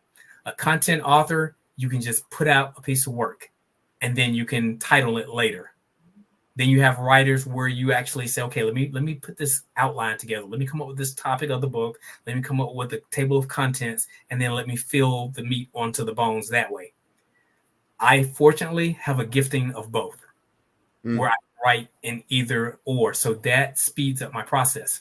So many times I'm writing books doing anything. I can be out fishing. I can be out at the park. And when it comes to my mind, I just grab my phone and I start talking. Just voice recording exactly what I'm going to say. So in all these different files that I have, I'll then transpose it into something like Microsoft Word or something. Then I'll go back and fine tune it. I'll add a little bit to try, but it gives me my major thoughts to run with. So sometimes, like when I do content, I'll ask my wife, hey, give me a topic to talk about. So she'll give me a topic. And then from there, I'll run for another 45 minutes on that one topic. So that's the same way I am with my books. If I say, look, I want to write a book on the 3 money rules, for an example, how to first make money, how to hold on to money, how to grow money. And then I can just make a book out of that. So one of the key things with that is I'm able to start a book and start the next book before I finish the first one, because ideas will always come and then they will kind of commingle a little bit. So that was my secret for putting out a mass amount of content. And my books actually really, truly started as just love letters to my kids and descendants. And they subsequently led to say, you know what? This stuff is valuable for my kids, my great grandkids, my great great grandkids that aren't even thought of yet. I said, this will be a value add to society because we need multiple people. I can't just hoard this information and just say, okay, you guys are going to understand all these financial principles, because in order to grow, like the African proverb, if you want to go far, if you want to go fast, go by yourself. If you want to go far, go together. So it's the same thing. If I can teach other families how to teach their kids the same concepts, they can all collaborate into communities. And this is how we can strengthen the Black race, is come together in communities, understanding the same fiscal responsibilities and business acumen. Then we can take down nations. We can do all kinds of things. We can buy real estate. We can start hospitals. We can have banking systems, grocery systems, because these are the things that we don't fundamentally have. And I knew that by sharing this information, that is my value add back to society, is to make sure that everybody, kids, have the same equipment, the same information. Okay. I'm going to have to find out about your process, because I'm the chapter writer that you talked about. Gotcha. I can think them through, but the sitting down and writing, I'm going to have to ask you what your process is, because, that's tedious. But you were talking about your childhood and entrepreneurial. Someone told me that, was it both your parents were also entrepreneurs? Yes, both parents. And that they owned two historically famous hotels? Okay, that was a generation prior to my parents. My great aunt and uncle actually owned one hotel. It was a hotel and restaurant called Mays, Ford and Mays Hotel and Restaurant. And the other one is, I'm a part of the Pascal's family as well. So both of these two hotels were integral parts during the Chitlin Circuit. So what the Chitlin Circuit was, and it was attached with the Green Book. The Green Book had it was a directory of Black businesses that could be trusted, that you could go to. But during the Chitlin Circuit, entertainers such as Sam Cooke, Aretha Franklin, all these popular singers, Little Richard, they either had to stay in a Black-owned facility or they had to sleep in their cars. Right. So whenever they traveled through the South, you had to kind of go by the Green Book if you wanted to have Black service. So I remember my dad would always tell me stories of just kind of run up and down the hallways of the hotel, and like would literally run right into Sam Cooke, and he would hear people performing and things like that. So both my parents owned companies. My dad owned a company in the copy repair service. My mom had a salon as a master cosmetologist, but I would just watch them around the house conducting business. So like now you hear a lot about home-based businesses, but my parents was doing this back in the 80s. Right. And I just watched how they conducted themselves. And that is when I really started realizing the difference between trading time and money. Because my dad, he burned the candle at both ends. He worked for a major copier company, but at the same time in the evening, he'd come in the house, grab something to eat, say hello to the kids, and he's back out the door for a couple hours because he was developing his own client base. Yeah. So ultimately, he got into a position where he was able to blow one end out, which was the corporate end, and started his own business successfully. So I realized, I said, okay, Dad put a lot of time in the beginning, but then he subsequently had tons of time afterwards, which attributed to us as the family members. We got more time with our dad, as opposed to him being away on the job, coming home tired from work, saying, oh, maybe we'll play a little catch in the yard. But you started buying your time back. And that's when I realized the importance of buying time. Interesting. I'll get you to elaborate on that a little bit more in terms of the family dynamic, because my family, I had grandfather who owned his own construction company. His son owned a construction company. My great uncle, who was the brother of my grandfather, had cleaners. Their sister owned a restaurant, and so all this entrepreneurship. My dad was career Air Force, but when he got out, first thing he did was started his own business. He owned a motel, then a painting company, then a nightclub, et cetera, et cetera. And I didn't realize until I had this goal that I was going to run stuff for somebody, either my own or somebody else's. That's what I mean, I didn't know what I was going to do. Just I was going to do that. I was going to run it for somebody else, or I was going to run my own thing. And I was going to retire by the time I was, 45. And by retire, I didn't mean like, oh, go sit on a beach. It was like, I'm going to be able to do whatever I want to do without having to worry for money. And I couldn't figure out where all this came from until I started, thinking about all of the impact of, or what all of my relatives have done, et cetera. Talk about that, because you had it from your family, but you're also giving it to your children. Talk about what you think the impact on generations are about the entrepreneurial spirit, the impact it has economically, the impact that it has kind of psychologically, and the impact it has culturally. Well, I think impact is everything. Whenever I finish my talks, if I make any content, I always end it with make impact and make money while you're doing it. So we can all make money, but are you making an impact? But it's almost impossible to make an indelible impact without making money. So one of the key things that I noticed was I wanted to make impact through my legacy. But oftentimes people don't start thinking about legacy until they're getting old and gray. And it's like, oh, okay, I think I got more years behind me than ahead of me. But I've always thought about legacy in advance. So I would say 80% of my wife and I's effort is going into our children and the things that they're putting together. So by saying that, when I say legacy, families like the Rothschilds, the Vanderbilts, the Kennedys, the Rockefellers, they all know their family history. They know their lineage.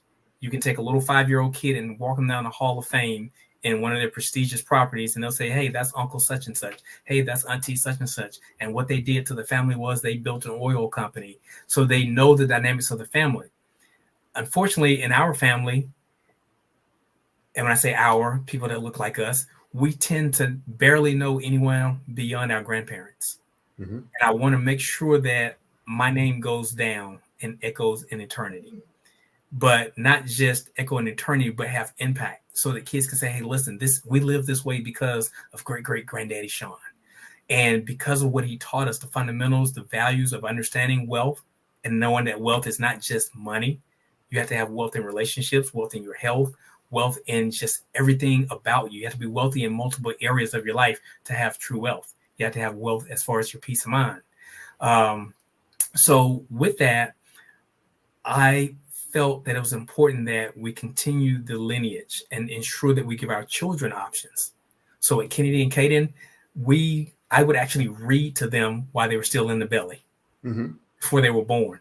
They came out, I was reading to them. Before they could read, we're always listening to audio content in the vehicles. And then we submerged them with reading. Then I would ultimately just take them to business meetings. I would actually carry my daughter Kennedy in her little bassinet, and I would go to banking meetings. And it's like the whole bank knew my daughter more than me. It's like, where's the baby today? We'll do your banking business later. But I exposed them to business environments early to give them exposure, because we're going to only rise to the level of which we're exposed to. So I think the last time we spoke, I mentioned a little bit about my wife and I, we believe in arranging environments.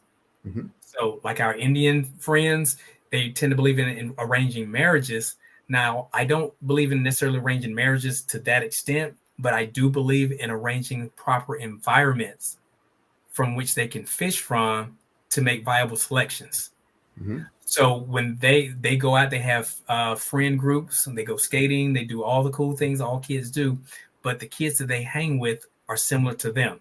They're high achievers, they're kid entrepreneurs. We know that their family dynamics are similar to ours. The belief and the core values are very similar. So this gives them a better position. And then it teaches them soft skills early. We put both our smaller kids in Toastmasters at age 7. So it's positioning them to be able to have the soft skills necessary to thrive and survive as young adults. So I think that's a pivotal thing as far as being able to keep the lineage going from generation to generation. Well, there's a ton more questions that I'd love to ask, but we're running out of time. So I'm going to try and sneak in 2. Okay. And maybe I'll ask them in ways that they will be, short, quick answers, and we'll get in more. Gotcha. You alluded on one already about, some of the principles you would instill in your kids to create that, kind of entrepreneurial spirit and pursuits. But talk about maybe the most influential, the most impactful, using your word, business lessons that you've learned throughout your whole entrepreneurial journey. Great question. Two points on that. I'm going to make one. One of my personal mentors, Dr. Dennis Kimbrough.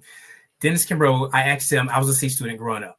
So I asked him about what is his thoughts as C students. So being a professor at Clark Atlanta currently, he said, Sean, here's what I found out. He said, I found that A students oftentimes teach B students who both work for the C student. And then he asked me to come and take a look out his window. I looked out the window and there were some kids down in the promenade. He said, those are my D students. But he said, those D students are who buildings are named after. So that was one big lesson I learned, is to understand what type of education is most valued in success worlds. The second thing was one of my other mentors, Dr. George C. Fraser. He pulled me to the side one day and he just shared with me that networking will be everything. We've all heard the axiom that your net worth is based on your net worth. And he has a phenomenal book titled Click. And it talks about the importance and the fundamentals of networking and creating relational capital. So many times we think that financial capital is the end all, the be all, but the most valuable currency or capital is relational capital. Okay. That may lead into the next question then. And I had this with my son, actually my daughter and my son. School, college versus no college, to kind of be a great entrepreneur and to achieve your lifelong goals from a business and financial independence standpoint. Yeah. Ray Kroc, founder of McDonald's, he wrote a term, and I'm going to kind of paraphrase it, but he pretty much said that going to college does not ensure success, neither does its absence ensure failure. So my thoughts on college are varied. I've had many discussions on this. With college, I think college is good for people who college is good for. What do I mean by that? If you're going to be a specialist, you're going to be a doctor, you're going to be perhaps an engineer, you're going to be something that really requires a college degree, go for it. Go for it hard. But if you are more of a creative or you have more intentions on being an entrepreneur, it's super important that you get the information that you need that's going to help you in that pursuit. So in class, and I'm going to be quite honest, I'm 51 years old. I have not used an ounce of chemistry since I graduated high school, other than I know the fact don't mix bleach and ammonia. Okay. So other than that, I've never used it. I haven't used calculus. I haven't used any information about the War of 1812. So a lot of times we bombard our mind and reduce our creativity because we're putting so much fluff information in there. So if you remember, we talked, my son, Caden, he's 13. He's graduated from high school already because we were able to carve out what was essential for his learning and development as being a 13-year-old entrepreneur who makes six figures, and we could weed out the rest of it. So I think as parents, we have to get out of the mindset, because a lot of people my age, it's like, man, I'm at a dead end job or the career isn't where I thought it was going to be. Well, we can't continue teaching our kids to follow the same paradigm way of thinking or the same blueprint that we did that didn't work, because it thrusts us in the 40-40-40 plan again. So you have to just determine, is college going to be the best fit for me as a person, and afford our children the opportunity to make that decision. Now, will they need guidance? Yes, we'll guide them, but then it's still like, hey, based on what we shared, like, here's your pros, here's your cons. Do you feel that college is going to be a viable way for you?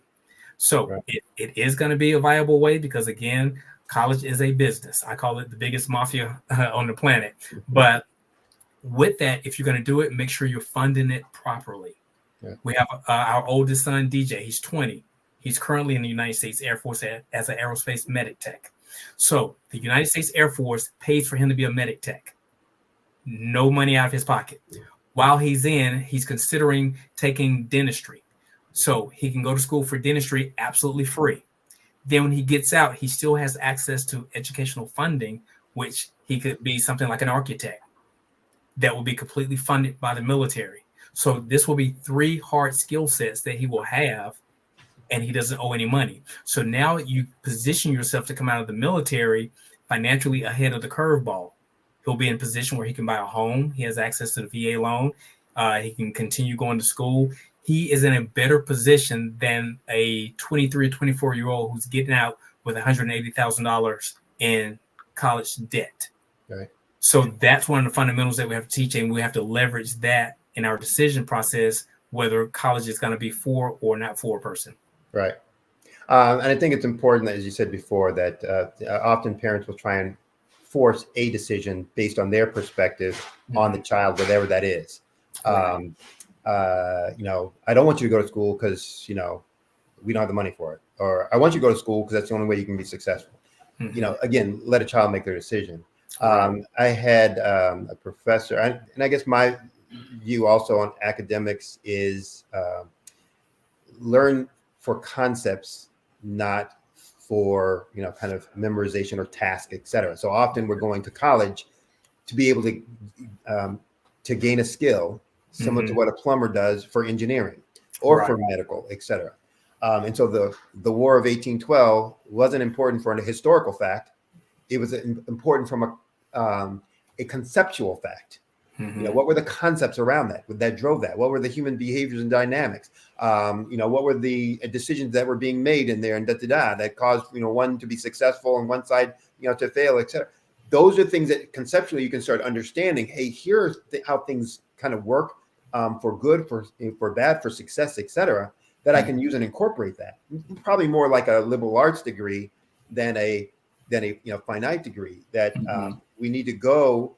If we're going to go to college, go for something that you're passionate about, but don't go and learn. Here's the fact.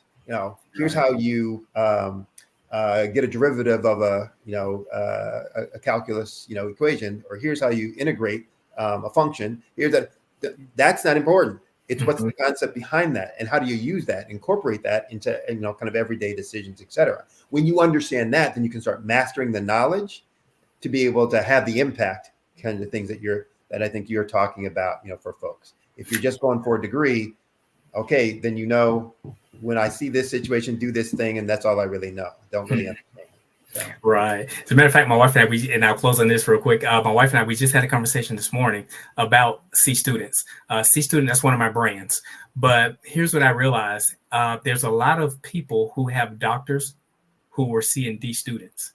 Right. You never think about that. We often think that, well, my God, you're a doctor. You must be an A student. But in actuality, a lot of doctors are D and C students. It's never your GPA and your letter grade isn't put on your degree. But there's a lot of people who barely eked by. So even a D is a passing grade. And I think that we have to shift our mindset to understand that. Right. And whatever you're going to do. My dad used to say all the time, coming from the background he had and being, in the military, if you're going to be a street sweeper, be the best street sweeper. That's one. Understand, master your craft, do whatever you're going to do. You need to learn, understand, master it, et cetera, and excel at it. Not just, I got it and And, it's unfortunate what you're talking about, but, then we get treated by C and D doctors and wonder why, we had the health complication that we just had, or why didn't that surgery go the way that I thought it was going to go? It's like, I don't know. Right. So you've talked about your wife and you and all of your entrepreneurial journey and duties.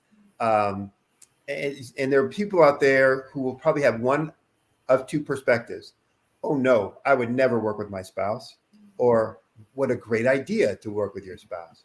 Talk about some of the things that you and your spouse have had to deal with, come to terms with, that helped you in that entrepreneurial journey. But also talk about some things that you have to advise others, to deal with, maybe differently, or to be aware of if you're going to be working with a significant other as a partner. We absolutely love working together. Most people, like you said, they have the mindset of, oh my God, I could not dare do that. But here's the deal. We quickly identify our strong suits. I know I operate in lanes 3 and 4. She operates in lane 1 and 2, and we go. Now, in the event, if I have to make a lane shift into lane 2, I can do it for a short period of time to cover for her, just as she can shift over to lane number 3 or 4 and do the same thing. But we've learned that as long as we trust each other, not micro or macro manage either one, and know that, okay, this is your job. Your job is to bring the eggs and the milk. My job is to bring the flour and the oil. We mix together, we're going to make a cake. So one of the biggest things is it has helped us become even more closer, because we have the time freedoms, we have the money freedoms, that we actually have a lot of fun in the process. You know, we joke around a lot. We have a lot of laughter. This is a good example for the kids to see, because we're painting a picture of how a family dynamic can look by running a family dynasty. Some of the things I would always recommend to people is get to know your person, your personality types. There's a good book by Florence Lydiard. It's called Personality Plus. So you understand those 4 main personality traits. You will find typically when you have a great relationship with a person, you guys are actually opposites. You have similarities, but there's a lot of polar opposites. So myself, I'm the rah, rah, rah driver guy. My wife is the voice of reason. And I always tell her, I say, I think God speaks to me through you consistently, because I'm just the fire. So it's like I'm fire, she's ice, but when we come together, we have a nice temperature. So in building a business as couples like that, I think it's important, because so many times a male could build a business. His wife may not know anything about the business. If I'm incapacitated or I'm out for a minute, my wife can continue running all operations as normal, and vice versa. So I think that's super important, that when going into business, if you're going to go in business with a spouse, hopefully you trust that spouse the way you should as married people. And I think you'll get better rewards that way sometimes than just kind of being in business with, an old college mate or old military buddy or something like that. So I think it's super important for communication. My parents were married 54 years, and I would always ask both parent individually, separated in different rooms, and they would always give me the same answer. I say, how do you guys stay married so long? And they run around the house like little kids chasing each other like 2 teenagers. I say, how do y'all do that? What's the secret? What's the key? And they will both independently give me the same answer. Communication, communication, communication. Good. Well, we're going to have to leave it there. We ran over, but it was a great conversation, great insight. We'll have to do it again, cover some more topics. But before we get out of here, let folks know how they can, what's the best way for them to reach out to you, whether it's for entrepreneurial advice, whether it's for doing business with you in one of your 3 endeavors, whether it's just getting more information on the different topics, or how to raise kids to be entrepreneurs. What's the best way for folks to reach out to you? The best way to reach out to me for consulting, and basically what we do is we consult 6- and 7-figure entrepreneurs in building, growing, and scaling their companies. I can be reached at SeanJHarris.com. That's SEAN, the letter J, Harris.com. And we can set up a time to have a consultation. Great. Well, Dr. Harris, it was great having you on. Great talking with you again. You as Always well. Enlightening, illuminating. Look forward to the next time. And as we say, genius is common. I'll see you on the other side.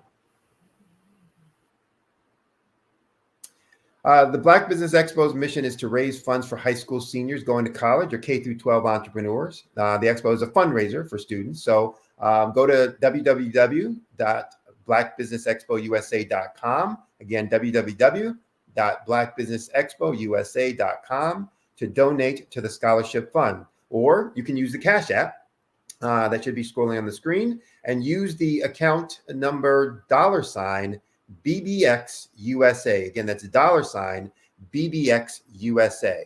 Our goal is to give laptops and up to $5,000 to 10 students. So if you're a student, you can register online at the same website, www.blackbusinessexpousa.com. Remember, every dollar counts. So please donate to the scholarship fund. Also want to thank our Black Business Expo sponsors for November 2023.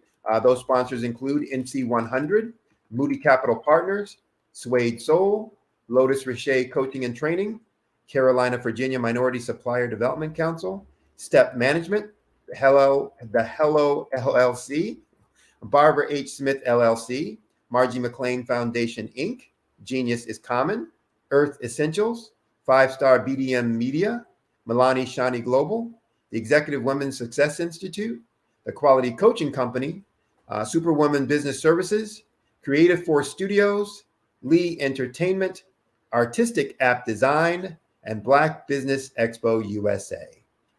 Genius is common, and I'll see you on the other side.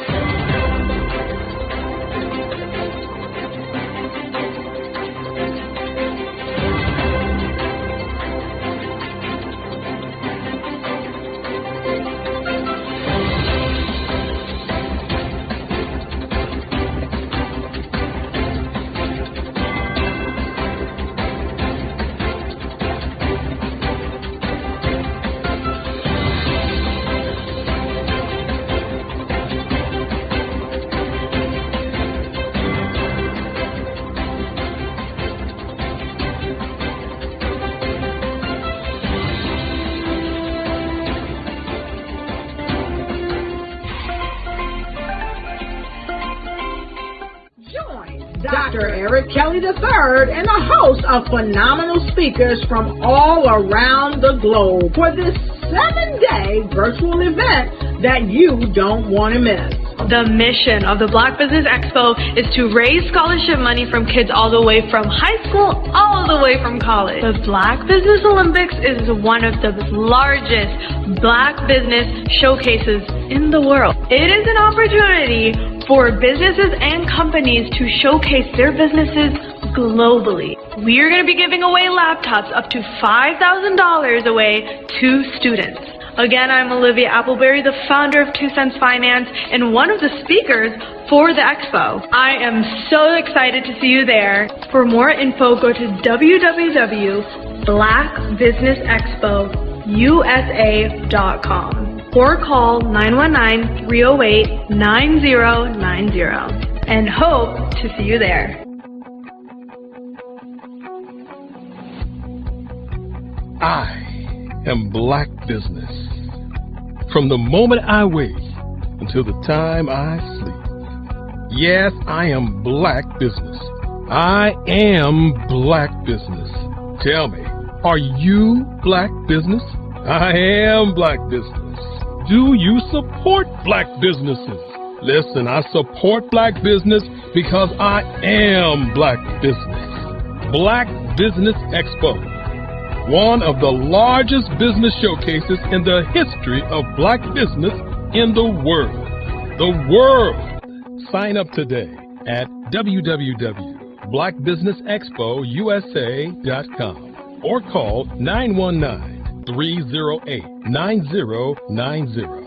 I am Black Business. I am Black Business. From the moment I wake until the time I sleep, I am Black Business. I am Black Business. Are you Black Business? I am Black Business. Do you support Black businesses? I support Black business because I am Black Business. Black Business Expo, one of the largest business showcases in the history of Black America in North Carolina. Join Dr. Eric Kelly III and a host of phenomenal speakers from all around the globe for this 7-day virtual event that you don't want to miss. The mission of the Black Business Expo is to raise scholarship money from kids all the way from high school, all the way from college. The Black Business Olympics is one of the largest Black business showcases in the world. It is an opportunity for businesses and companies to showcase their businesses globally. We are going to be giving away laptops up to $5,000 away to students. Again, I'm Olivia Appleberry, the founder of 2 Cents Finance and one of the speakers for the expo. I am so excited to see you there. For more info, go to www.blackbusinessexpousa.com.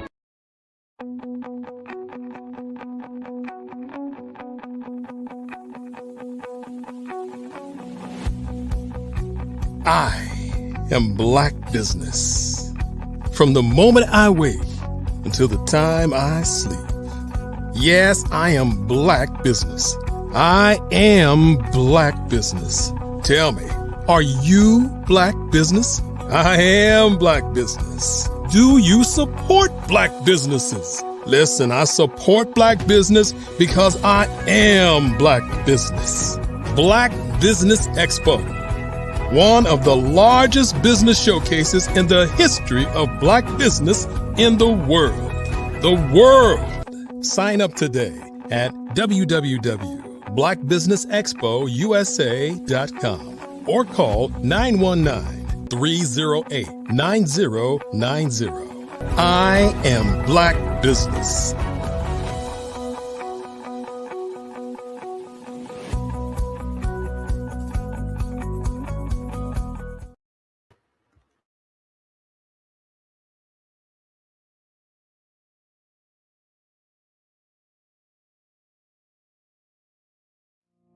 Did you know that approximately 333.34 million businesses exist today, according to a report from 2021? And you may be one of those businesses, or maybe you're not in the business market yet, but you're aspiring to be a business owner. Well, guess what? You're in the right place at the right time. Because let's face it, everything is about timing and opportunity. Hi, my name is Dr. Lotus Richey, and I'm the CEO and founder of Lotus Richey Coaching and Consulting, LLC, along with the Lotus Richey Ignite Show. 15 minutes of success with Dr. Lotus Richey, as well as books to boost your business and bring who you are. And today, I want to bring this amazing message to you about the Black Business Network and the Black Business Olympics. See, the Black Business Network and the Black Business Olympic is designed to help people just like you, that's right, that look like me, to take their business to the next level. Take two. Good afternoon, business owners, entrepreneurs, thought leaders, and corporations. Welcome to the Black Business Network. My name is Sidney Wormsby. I am a business growth and improvement specialist, and I'm your business moderator for this afternoon on the Black Business Network. The Black Business Network is a 24-hour business network showcasing Black businesses, business owners, entrepreneurs, and thought leaders worldwide. We have speakers from North Carolina, from London, from Singapore, Africa, Japan, and from cities all over the United States. The Black Business Network is a global community sharing its business knowledge to empower, inspire, and to educate businesses about business. Our next speaker is Dr. Tabitha Russell. Dr. Russell is more than just a business owner and a serial entrepreneur. She's also a woman of faith, a mother, and a grandmother.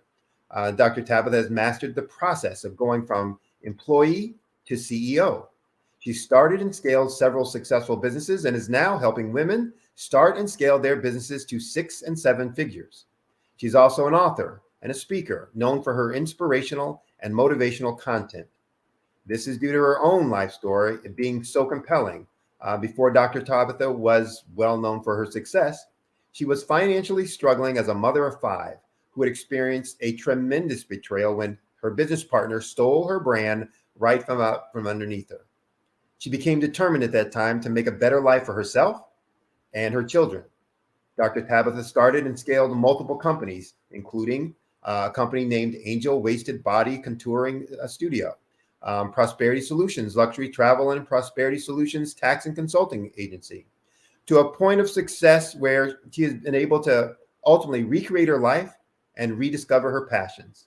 She began to realize how many other women also needed support and empowerment. And this has inspired her to do the work that she's doing now.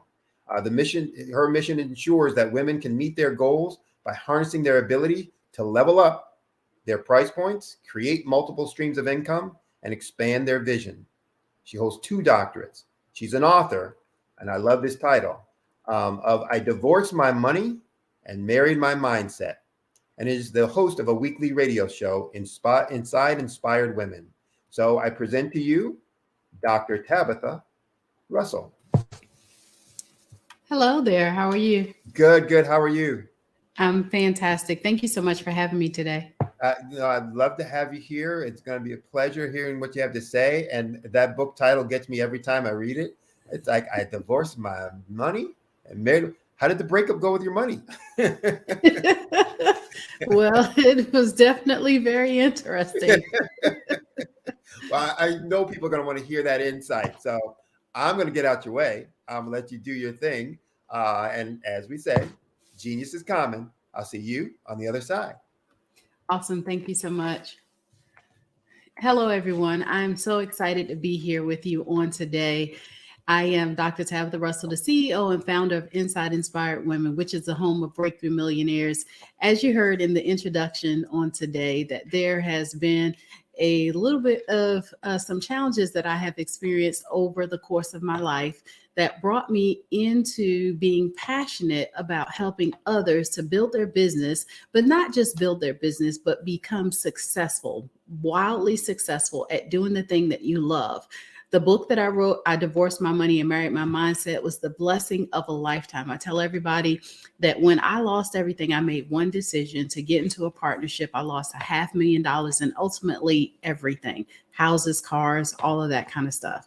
With that being said, I believe that your mindset is everything. It transcends the amount of money that you have in the bank. Because I've realized with doing study and research over the years that it does not matter how much money you have in the bank. If you do not have the right mindset, along with the right determination, as well as the right things set aside, then sometimes you can lose all of that in an instance. So with that being said, I believe that financial literacy should be at the core, at the heart of what it is that we do to leave our legacy, to help to train the next generation that's coming about. One of the things that I do know for sure is that sometimes just with changing one habit, it can take 1 to 2 generations for it to become a absolute thing that you do and not even think about why you do it. So for example, we'll use finances because that is something that can touch everybody around the world, right? Like everybody needs money to sustain some part or portion of their lives. And so with that, with money, we'll use budgeting. If you grew up and you never learned how to budget properly, a lot of people are living paycheck to paycheck because things are expensive. Let's face it, right? That's obvious. But also, what are you doing with the money that you do have at your disposal? And let's take it a step further. How can you create additional streams of revenue that can sometimes help you to balance out your finances? So with that being said, if we don't start now, if we don't take personal ownership of it today, wherever you are, and sit down to see what money you have coming in and what money you have going out, the cycle will continue, meaning that we inadvertently a lot of times cast down habits as well as behaviors on our children unaware. And so you have the opportunity to help them now to be set up for success. So with that on today, I want to talk about how success goes beyond mere business strategies and financial acumen. Because in today's competitive landscape, you definitely need to have a plan. You need to have some systems and a strategy in place that's going to help you to become successful as you may desire.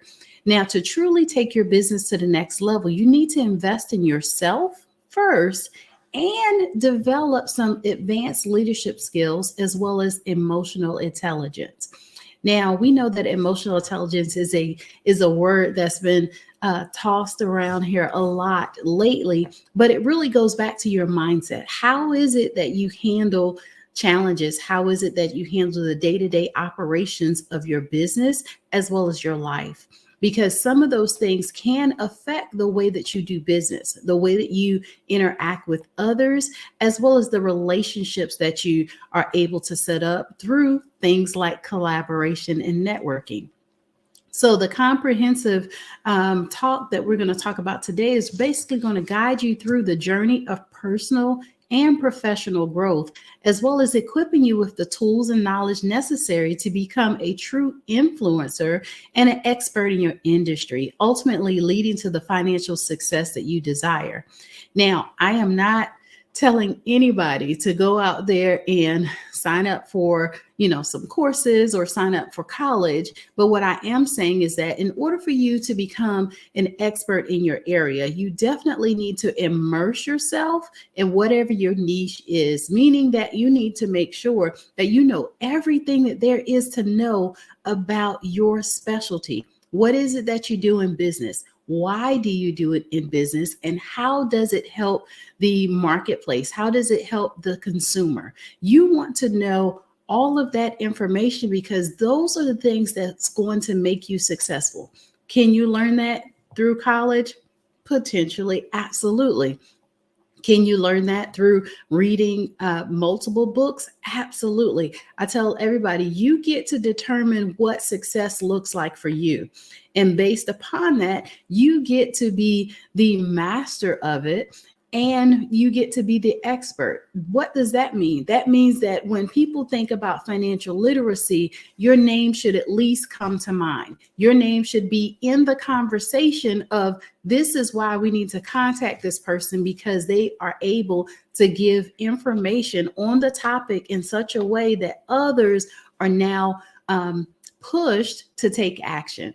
So let's talk about the importance of self-development in business. Now, understanding the connection between personal growth and business success is key, meaning that you cannot go beyond your knowledge. You cannot go beyond sometimes the scope of your support as well. So in order for you to achieve business success, you have to be able to say, I am here now, like I make 6 figures, but my desire is to make 7 figures. And with you having a plan and a strategy in place, it's going to allow you to be able to see at least what that path looks like.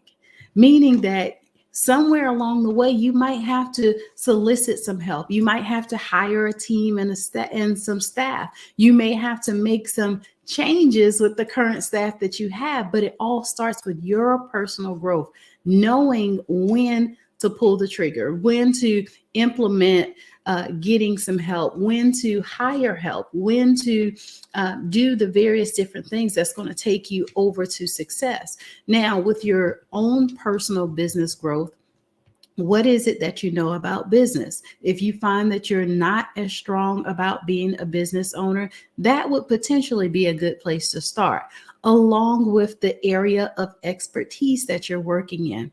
In our corporation, Inside Inspired Women, one of the programs that we have is Breakthrough Millionaires. And in that particular segment, we help people with a step, a blueprint, you will say, is 12 steps, but it's a blueprint that helps them to now go from where they are with the idea and concept into an actual implementation, meaning that we help them to set clear goals for their self-improvement as well as their business growth along the way. Creating a growth mindset also is some of the things that we talk a lot about because we want to know that challenges will happen, right? If we look at statistics, the numbers are staggeringly high on businesses that fail within the first 2 to 3 years, we'll say. It's in the 60% range. So with that, how is it that you can set yourself up for success? Well, it starts with having a positive mindset. It does not matter what happened to everybody else in your niche, for example, but you can learn from some of those things that did happen, meaning pull out the best practices. And then those things that you find that did not serve them and or either yourself are the things that you look forward to getting rid of.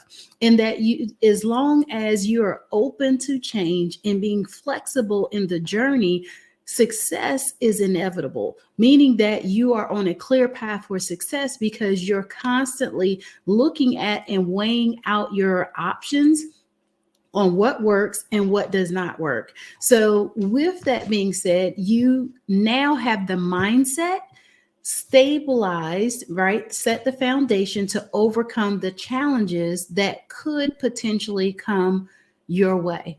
Now, there's also another step that you can take in there with advanced leadership skills. Now, I can not tell you how important it is to make sure that you're constantly investing in yourself from the standpoint of how to take the business to the next level.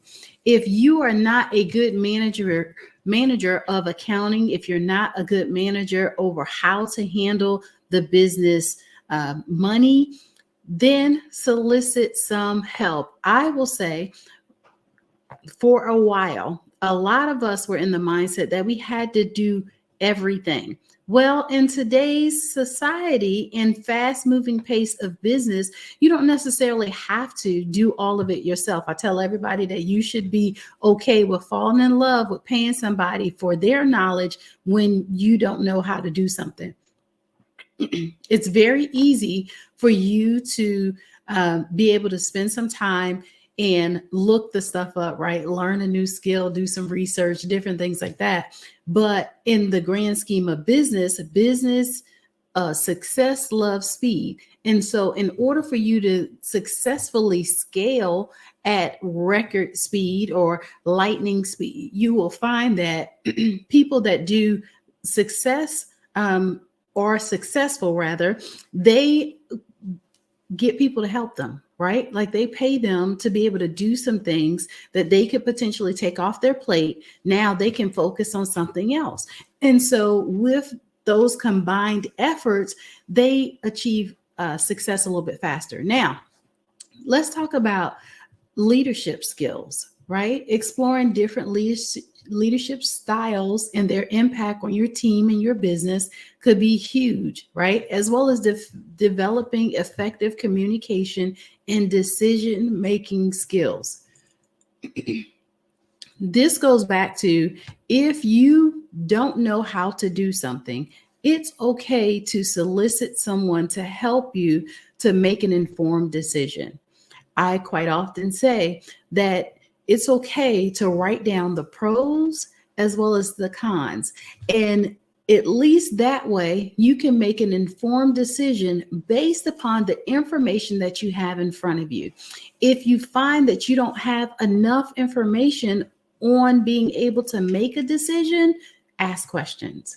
And if you're still not getting the answers, sometimes that may be a good indicator that you might have to wait. But be okay sometimes with not being okay when it comes to moving forward in your business as well as in your communication, meaning that if you come to an impasse, put a pin in it, draw a line potentially, and come back to it if necessary.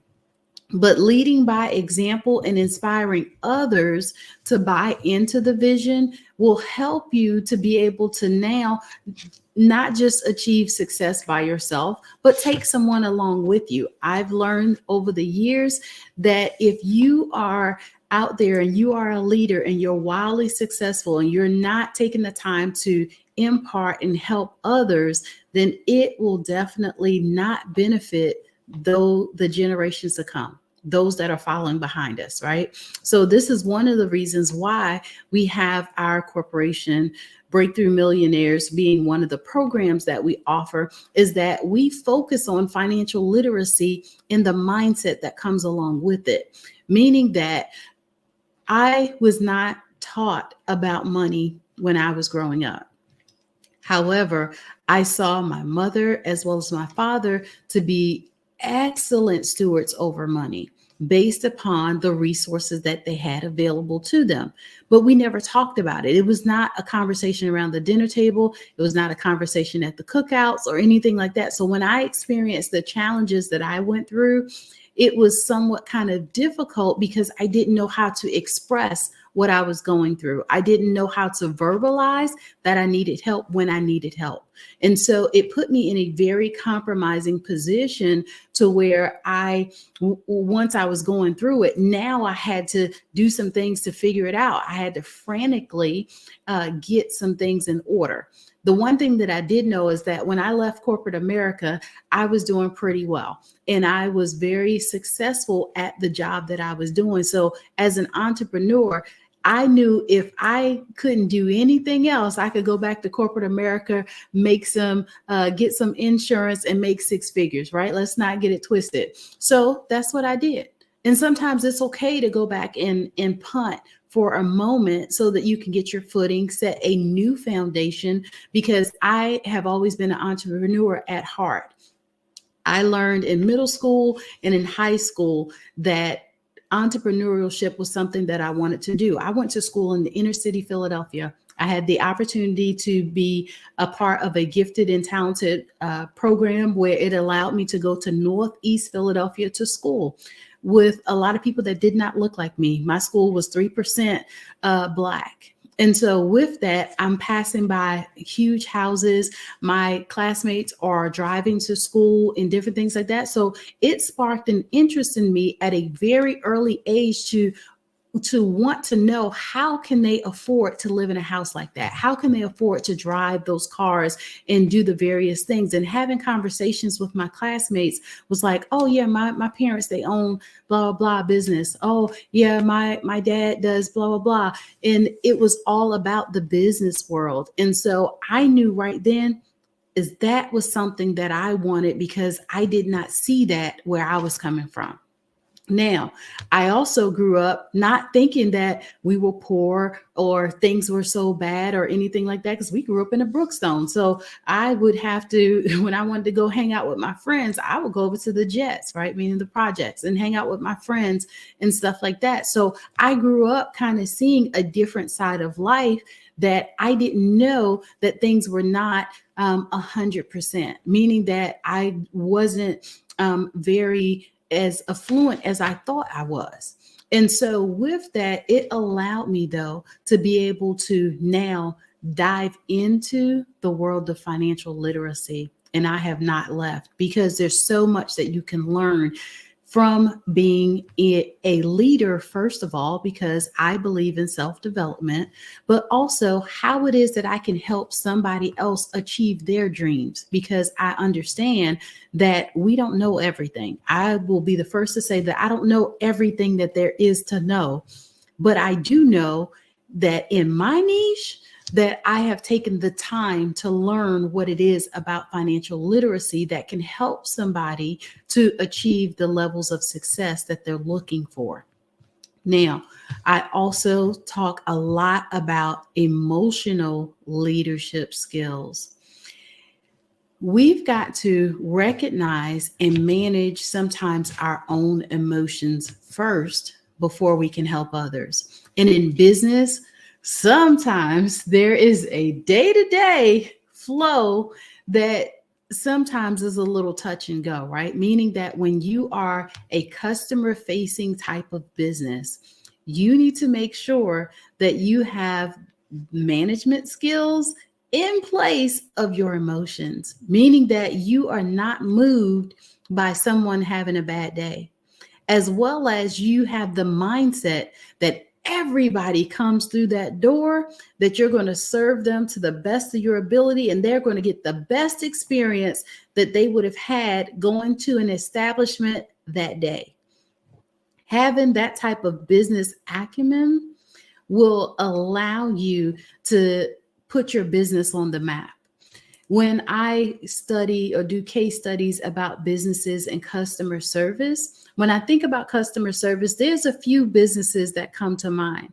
And we'll use Chick-fil-A, for example, and not to blow them up, but their customer service model is hands down very good because they believe in putting the customer first, as well as they have a very good business model from the standpoint of how it is that they want to interact with the customers and how you are, or meaning the server that you're going to interact with is the representation for the business. Now, can you say that about your business? What does your business speak when someone comes into contact with you? Are they saying, wow, they just really, blew my socks off. The customer service is amazing. I would definitely go back there. I would buy their products and services because they are hands down the best. If not, then we have work to do. That's the sad and sometimes sobering factor that we've got to make sure that we remember when it comes to doing business, because let's face it, people have lots of options of where they can do business today. Why should they choose you? Why should they come to your business, come to your establishment, be on your platform, or do whatever it is that you are offering on a regular basis? And so sometimes you have to ask yourself that question when we're talking about emotional intelligence, and you want to make sure that you build strong relationships with people so that way they look forward to coming back. They look forward to interacting with you because they know that they're going to get 110% of good business. Now, I believe that along with giving good service, what does your brand say? So when you're building your own personal brand, you have the opportunity to become the authority in that particular area. So when you are working through putting all of this together, you want to define your own unique personal brand, right? What does your brand say about you? Does your brand say integrity? Does it say it's of character? Does it say that it is solid? Does it say that it is reputable? Your brand says everything. Now, I'm not just talking about the brand that's on the bottle or on the wall. I'm talking about the brand of you. You represent the company first and foremost. So 9 times out of 10, a lot of times when people are dealing with your business, so let's just say if it is a small business, they're going to come in contact with you. And so you want to make sure that your brand is represented in the manner at which you would be proud of. And so as you are establishing yourself as an industry authority, you want to make sure that when people are looking for those services that you offer, that they immediately think of you because you are leading the pack, not only in just knowledge, but also in your customer service and your customer service abilities. And you also want to leverage your platform, leverage your products, and ask for referrals. There's nothing wrong with asking somebody to refer somebody else to you. I could remember in one of my businesses, I did not do any advertising because of when I opened my establishment, but I had so many people pounding the pavement and sending me referrals that I had a very successful season because of asking for the referrals. Now, we know that we have things like social media, right? Social media allows us to now put our information out there and it to go worldwide in an instant, right? We call it going viral. Well, how is it that your business could go viral, right? Like, have you considered that? We know today that if a person has a bad experience and they put it on social media, like 100,000 people are going to see it. If they have a good experience, sometimes only 100 or 1,000 people may see it. Do you see the numbers there? That there's not really a apples to apples kind of comparison. So that means that sometimes we got to turn up the dial just a little bit in order to shine and stand out when it comes to our business. So what am I saying today? I am saying that you can use social media to get the exposure that you need for your business as well. And if you're asking for referrals, hey, ask them to leave you a good review on social media or on places like Google or Yelp. And that also helps you to get some additional exposure that maybe you may not have been able to get had that person not come in the door. Because I will tell you that you never know when you may have an interaction with the next influencer. And speaking of influencer, let's talk about the art of influence for just a moment, because I believe that your influence is major, right? We talk about sometimes our sphere of influence and what that does when it comes to business. But influence is really talking about the techniques for persuading others positively. And sometimes it could be negative, but we want to speak on the positive part of it on today. So as you are building your sphere of influence, what does that look like? You can segment it and say, well, I am going to influence next level business when it comes to, my marketing skills or my social skills or my business mapping and different things like that. So you get the opportunity to put that out there and have people to be able to be drawn to it because of how it does impact them. As well as your sphere of influence talks about building trust and credibility in your business relationships. I know that collaboration is the new currency, right? It allows us to be able to connect with others and grow our business in such a way that sometimes you may be surprised at how one person could literally change the path of your life in the course of your business success. So never discount the opportunity to connect with someone else, because it could allow you now to be able to be introduced to hundreds of people and potentially thousands of people, like here on the Black Business Expo. We have the opportunity to be in front of millions of people around the world. Your business is the same way. And so with that, you want to make sure that you are taking the time out to sometimes just say thank you, to build that relationship. And in order to build trust, do what you say that you're going to do when you're going to do it. Be on time and be credible, right? Wear your integrity on your sleeve, right?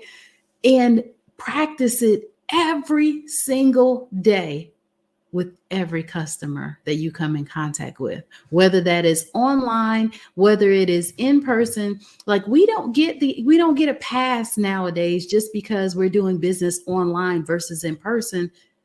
It's still business. And so you want to make sure that you are taking all of that into consideration, as well as when you have to have the difficult and challenging conversations, you want to make sure that you navigate that with complete precision, because you do not want to break a potential relationship with a customer unknowingly, right? Sometimes you never know, based upon the way that a person was raised, how something could be offensive, or how a person may take offense to something that you said. So you want to make sure that you're navigating those challenging situations carefully. Now, I also want to talk about something that, of course, is near and dear to my heart, and that is financial success and the wealth mindset.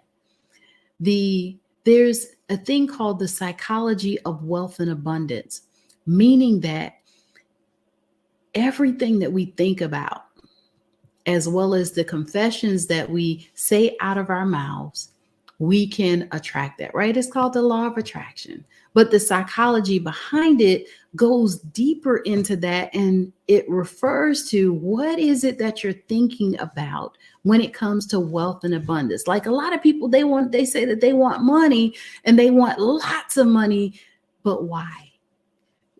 If you were to be given a unspeakable amount of money today, what potentially would that do for your life? And how will you use that to make an impact on others besides you getting a new house and a new car, right? Would you really be set up or put on a path to where you're going to change the lives of others and really mean it? You know, so the psychology behind wealth and abundance sometimes is very broad, and you want to now think about the actions that you take with your money and how it is that you can take what it is that you have, your resources today, and how you can make an impact with others. That's the psychology of it, thinking more broader besides your four walls and those that you take care of on a regular basis. As well as you also want to make sure that you have a financial plan aligned with your goals, whether that is your business goals. Since we are talking about business on today, you want to make sure that your financial plan is aligned with that and that you're managing your money wisely for long-term success. Not today, not tomorrow, not next month or the month after that. You want to make sure that for the long haul, you want to be in there for success, because sometimes it takes a little while for business to catch, meaning that you may be successful today and your bank account could be overflowing to the brim. However, if you don't set your business up for long-term success, then this is where that it could potentially allow you to reach some stumbling blocks sooner than later. So having a long-term plan is going to help you. As well as, let's think about what our work-life balance talks about, right? Like I started this conversation talking about having personal development in our lives. Well, that goes back to our work-life balance, and having that allows you to avoid potential stress as well as preventing burnout. And burnout is a real thing. A lot of people walk away from very successful and thriving careers, very successful and thriving businesses, because they're tired, because they no longer can handle the day-to-day challenges that they are faced with having because of them having these things going on in the background. So you want to make sure that even with having a successful and thriving business, being a serial entrepreneur, that you want to take some time out, sometimes to take a time out, right? And sometimes take a little bit of time off. So you want to make sure that you have a balance between professional and your personal commitments, as well as you maintain your health and well-being to support your business growth.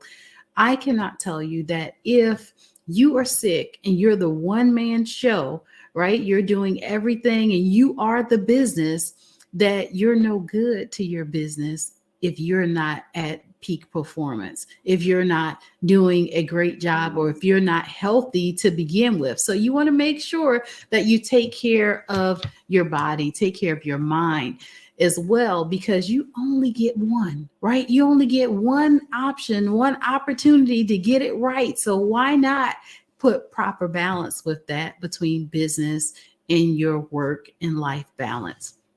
Now, networking and collaboration, you want to make sure that you surround yourself with a strong professional network. There's nothing wrong with having, your friends and your family in your support system, but who's the accountant and who do you have as your lawyer? Who do you have as your business advisor and your consultant, your mentor, that's going to help you to now reach the level of success that you want to reach?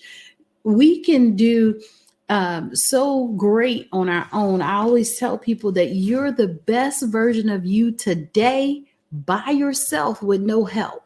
So just imagine if you had somebody to partner with you to reach the levels of success that you're looking for, that could definitely change the game for you, right? Like that could set you on top, meaning that it could allow you to be so much more greater and allow you to have so much more things in your sphere, right? In your business circle. But you got to be open to collaborating. And sometimes that means that we let down those guards, let down those walls that we have, because back in the day, we didn't want to share our best practices. We didn't want to share our best kept secrets and different things like that, because we thought that somebody was going to take our ideas and run. But let me tell you, even if they did that, it's enough business out here for all of us, right? We definitely do not want to operate from the basket mentality. We want to operate from the production and the economist mentality, meaning that if they made one, they will make another. And mass production is what causes great success. So I often use the analogy of an apple tree for an example. An apple tree produces many apples. If you pull one apple off that tree and you cut that apple into 4, for example, you're going to see the seeds on the inside. And just from one of those seeds, you can plant another apple tree, which causes another harvest, which allows many more people to enjoy it. So therefore, business is the same way. Just because 20 other people does the same business that you do, that means that is a great market for you to now be able to flex your skills in there, as well as create a niche in that particular market and become wildly successful as well, because of you being a good steward in business. As well as you want to have some key performance indicators, some KPIs, and some measuring tools that can help you with continuous improvement. And that continuous improvement equals growth, right? So you want to make sure that you are constantly doing surveys or constantly doing some sort of measuring tactics that can help you to improve on your business and always look to innovation, right? Adapt to the changing market conditions and the changing market trends. I cannot tell you that the one thing that you want to make sure that you're always on is on the cusp of a change, a cusp of the shift. And over the course of years, we'll use real estate, for example. With real estate, it allows you to now help people through the largest decision that they will make in their lives, meaning the largest purchase that they will make. With that being said, the market is changing all of the time. We've seen over the last 3 years that there's been 6 or more increases in the interest rate, where it has gone from where the market was in the mid to high 2% interest rate to well over 7% interest rate. And it's going back down now already. So we want to make sure that, the houses that we used to could afford, or the way that we did business previously, that we can still continue to do business based upon what the market trends are and how it is that we're constantly assessing our business, where we are and where it is that we're trying to grow. And we set aside the resources, the funds to be able to now be competitive in the markets and industry, as well as what are you doing to implement your next level business strategy? Are you having the conversations? Are you inviting others to the table to have that conversation with you? As well as, we talked about the self-development, the leadership, and the emotional intelligence in your business.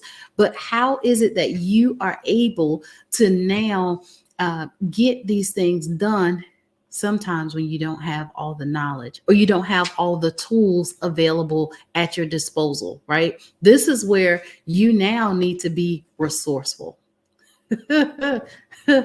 Just when you thought like, check, I got that covered, I have this covered, now I'm adding in being resourceful. Who do you have in your circle that can help you to get to the next level?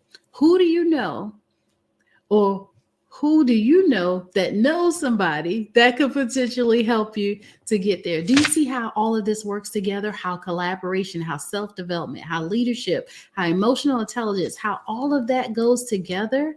It really does help you to now have a whole picture and have it all together, because you've gone beyond just your scope of support, your scope of knowledge. You're now looking at the big picture, and you're looking towards your future success based upon all the things that you have or have had at your disposal. And so with that, it is a constant thing that we need to be in the mode of learning. I've heard Bob Proctor to say that those that are the learned will constantly inherit the earth and gracefully pass aside, while the learners will inherit the earth. And it took me some time to really grasp the knowledge of what he was saying behind that. But as I grew in knowledge and in maturity, meaning that we have to constantly be in a mode of learning. We have to constantly be open to now going to that next level.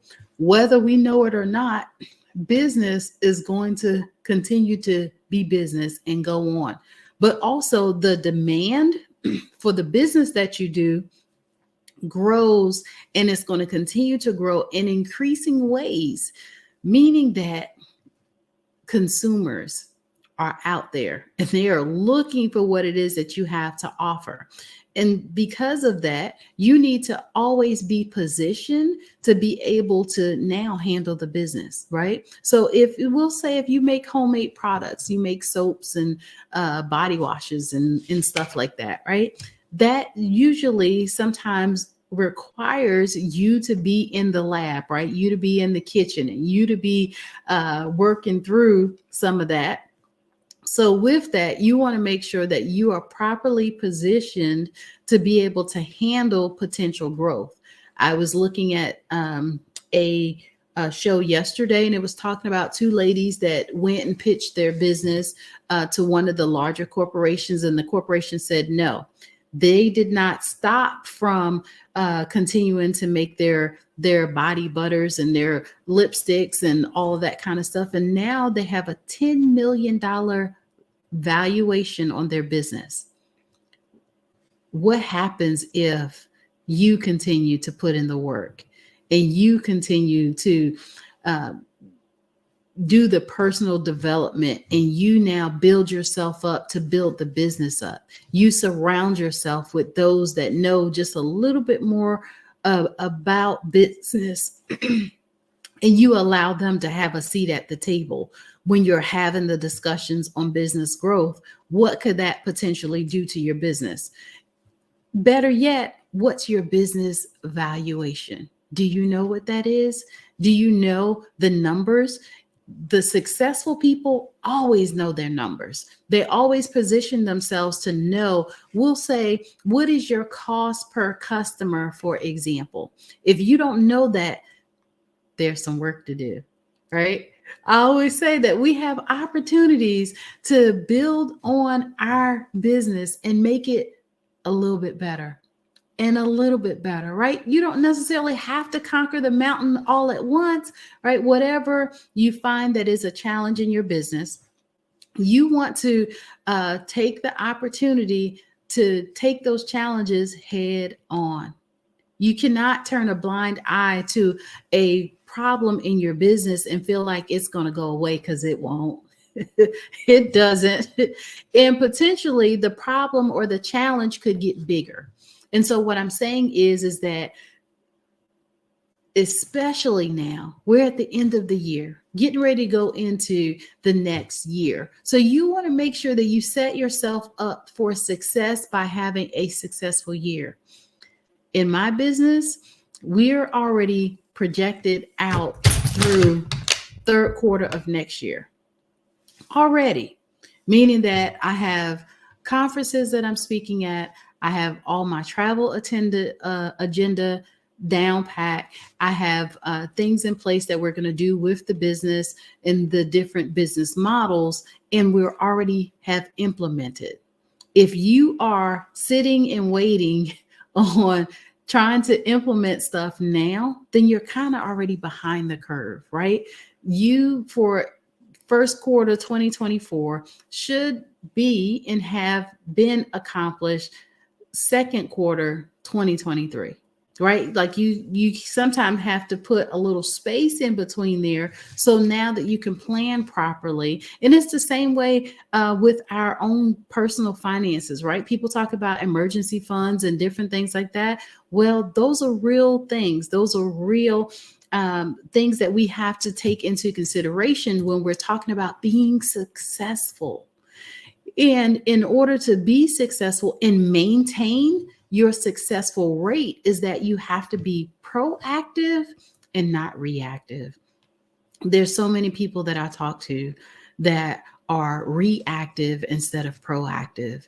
I know for myself, when I went through the biggest challenge of my life in losing $500,000, I was most certainly reactive at the time.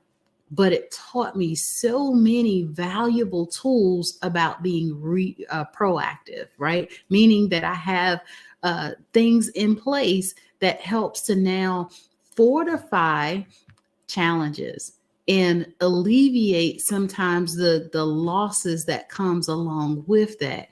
And it's okay if you find that you're a little bit behind the ball on that, right? It's conversations like this that allow us to be able to see that there's something that needs to be done in order to now build the business up and build the business to the next level. So I will say, if that is you, you want to make sure that you don't sit and suffer in silence, right? Solicit some help.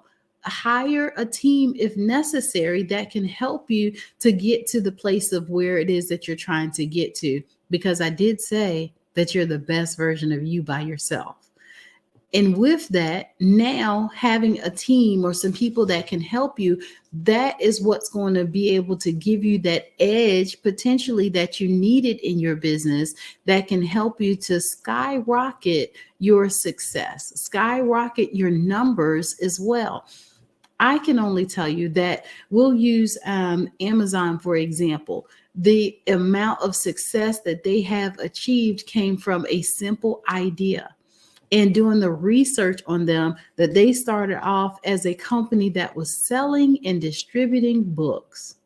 And they have grown to a massive conglomerate that is offering all kinds of products from around the world. And so with that, you have the ability to have that same kind of success, but you have to want it, right? You've got to be input, or you have to position yourself to where you could experience that level of success by mastering your craft, first of all. And secondly, what's your growth plan? And at what rate do you plan on growing? Whether that is 2% or 100%, either way, you have a strategy and a plan that's going to work with you, right? I did talk about how it is that you set yourself up to pull the triggers, right? Pull the triggers for when you need to hire someone and when you need to solicit help. All of that helps you to become successful. I often say that when you create your plan, your strategy for long-term success, there's no looking back. There's no, you start a little bit now and then you pull off the trigger. Like, it is impossible for you to grow when you're cutting back. It's impossible for you to grow and move forward when you're in a lack mentality, you're in a lack mindset. Like, your mindset has always got to be turned towards the future. Even with having a coach helps you, or is a person that comes alongside you and helps you to hold you accountable and helps you to implement a strategy that is going to help you to obtain the level of success that you want. But if we're constantly thinking that, no, we can't do this, no, we're going to, pull back and all these things, then now you're potentially missing out on what it is that you're trying to do, right? It definitely does make a difference, because without that, I don't know that you'll have the opportunity to be successful or not. And then at the end of the day, why is it important for you to do business? You want to know your why at all times. And your why has got to be bigger than, I just want to make money. Your why has got to be bigger than you. And your why has got to bring impact to society. How is it that your business is making a difference to society? And how is it that you are making a difference overall? So when it starts with you, let it end with you, meaning that as you build yourself up, as you are advancing or fortifying yourself with advanced leadership skills and emotional intelligence, you're going to be able to help not just yourself, but others. I know that effective leadership by itself is at the core of any successful business, as well as advanced leadership skills help you inspire and lead your team effectively, fostering a positive work environment and driving productivity. Even with emotional intelligence, those skills enable you to navigate the complexities of human relationships, build trust, resolve conflicts, all of which are essential in the business world. And personal branding, proudly wear your business on your sleeve, right? We'll put that S on your chest and wear it proudly, because you are the brand, and it is vital for standing out in your industry. Becoming an influencer and an expert in your field can attract more clients and even more opportunities. So on today, if you haven't been able to catch everything that I was saying on today, I would say definitely work on the things that's important, that's going to allow you to bring your business the level of success that is necessary in order for you to reach the level of success that you're looking forward to making as well. And you will find that you will be in position or position yourself to reach that level of success, right? But you don't have to do it by yourself. You don't have to go at it alone. You have countless pieces of interest or people that are waiting to help you across the board.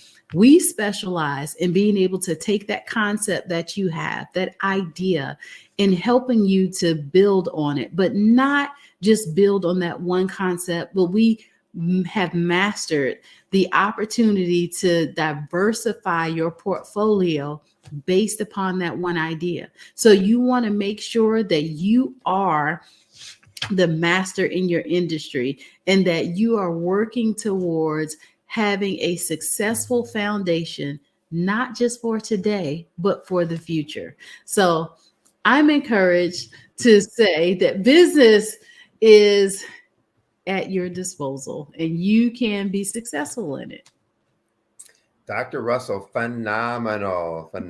It's great info. That's why obviously you could tell we gave you extra time because you were given such great content and information. So if you have a few minutes, I'd like to even take it further because there were some great points that you were making, but I think also some things that are implied in what you were saying that I really want people to understand, the depth of the feedback that you're giving them. So do you have a few minutes that you can? Yes, absolutely. Great. Well, first of all, I appreciate you staying, appreciate you coming, providing the info, and then staying on. So, so in your work, your target is mostly women-owned businesses. Is that right? So yes, over the years, I have primarily focused on women-owned business. We have since expanded somewhat, and we are taking on men clients now, and helping them to now fortify their businesses as well.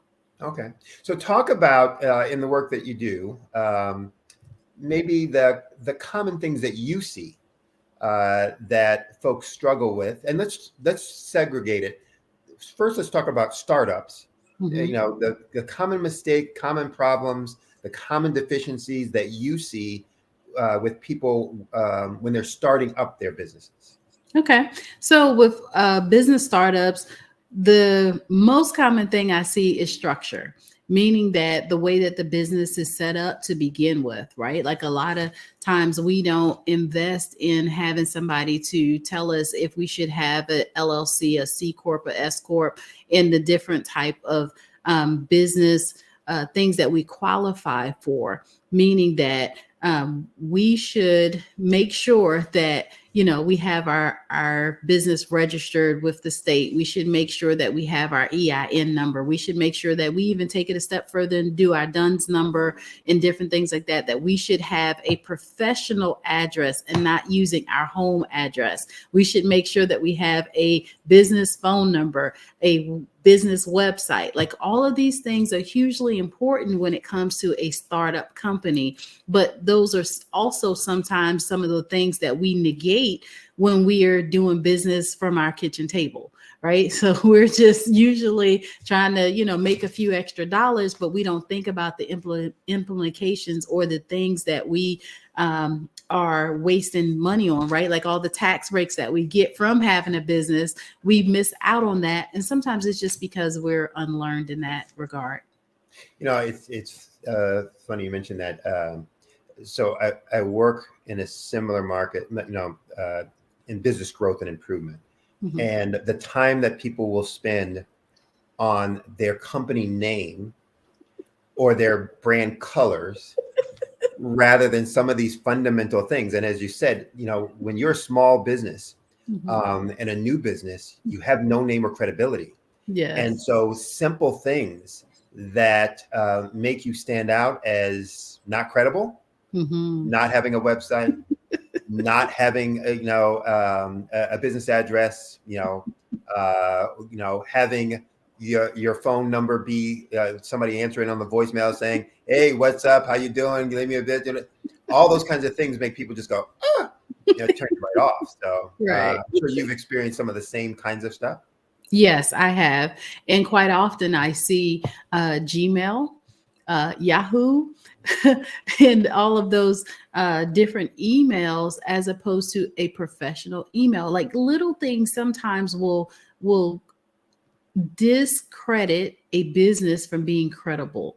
I tell everybody that your digital footprint has to look like the expert that you say that you are before people have the opportunity to have a conversation with you. There's sometimes that you may not be given the opportunity to have a conversation with someone because they looked for you online and wasn't able to find anything. So they automatically discredit you as being the professional. And hands down, you could be bad to the bone, but sometimes little things like that can cause you to lose business. Right. You know, one of the other things I find, this is with startups and with ongoing concerns, and I want to see, what your experience is in this, that one of the things I see so often with businesses is that they really don't know, and business owners, they really don't understand what makes their capabilities unique, or, their business unique. And so they often just talk in platitudes and generalities. Talk about your experience in that and what suggestions or advice you might give folks. Okay, so one of the things that we do is we specialize in being able to start where a person is, right? Whatever their expertise is, their passion, and what they feel like their purpose is, because I hear that quite often. Where some people will say, okay, I'm good at being a baker, but I want to go over here and I want to, do hair and that kind of stuff. Well, sometimes that means that you're going to go back to school, you're going to get certified, you're going to get all this training and different things like that. And somewhere along the way, they lose their steam, their fire, their their whatever it was that was driving them to go over there and do that. And so they quit. And before you know it, they've lost all momentum because they got out of their sphere of genius. And so whatever it is that a person is good at, we always tell them to let's start there before we expand and build out, because we don't want you to potentially lose that momentum. It is so important that we a lot of times be in our sphere of genius from the standpoint of you are the expert, right? Like you have the experience, you went through that, whatever it is that you decide that you want to go into. And so we allow them the opportunity, to come up with that, but then also how is it that you can learn everything that there is to know about that area, which equates to how now you can create your own niche in there. You can put your own spin to it, create your own lane to it, and be a little different and edge out the competition. Right. So the example that I use is that I had the opportunity to go and speak on a platform. It was 40 other speakers. 5 of them talk about financial literacy. And when I was 39 out of 40, and when I left the stage, 80 people followed me to my table, bought every single book that I had, and signed up for my program, was 20% of them. So I will say that if you're not creating a niche, if you're not creating your own lane, then you are missing out on the opportunity for you to stand out in the crowd. Exactly. So talking about that differentiation, how are you differentiating yourself from others? I tell folks, if you're not, then what you're dooming your business to is a death spiral of competing on price. Yes. Because they're left with no other choice other than, okay, what are you going to charge? What are you going to charge? You're the lowest, you got the business. See you later, bye. Right. That's so right. it's just one of those things. And understanding, like you were giving the example of going from being, I think it was a baker, to being a hairdresser. Those things may be different, or they may be exactly the same. Meaning, if your genius is your creativity, yes, your resourcefulness, then you are using it as a baker, and you'll be using it as a hair specialist, or a hair cosmetologist, whatever. Yes. Doer. So it's one of those things that says you need to understand what makes you truly unique and good and gifted.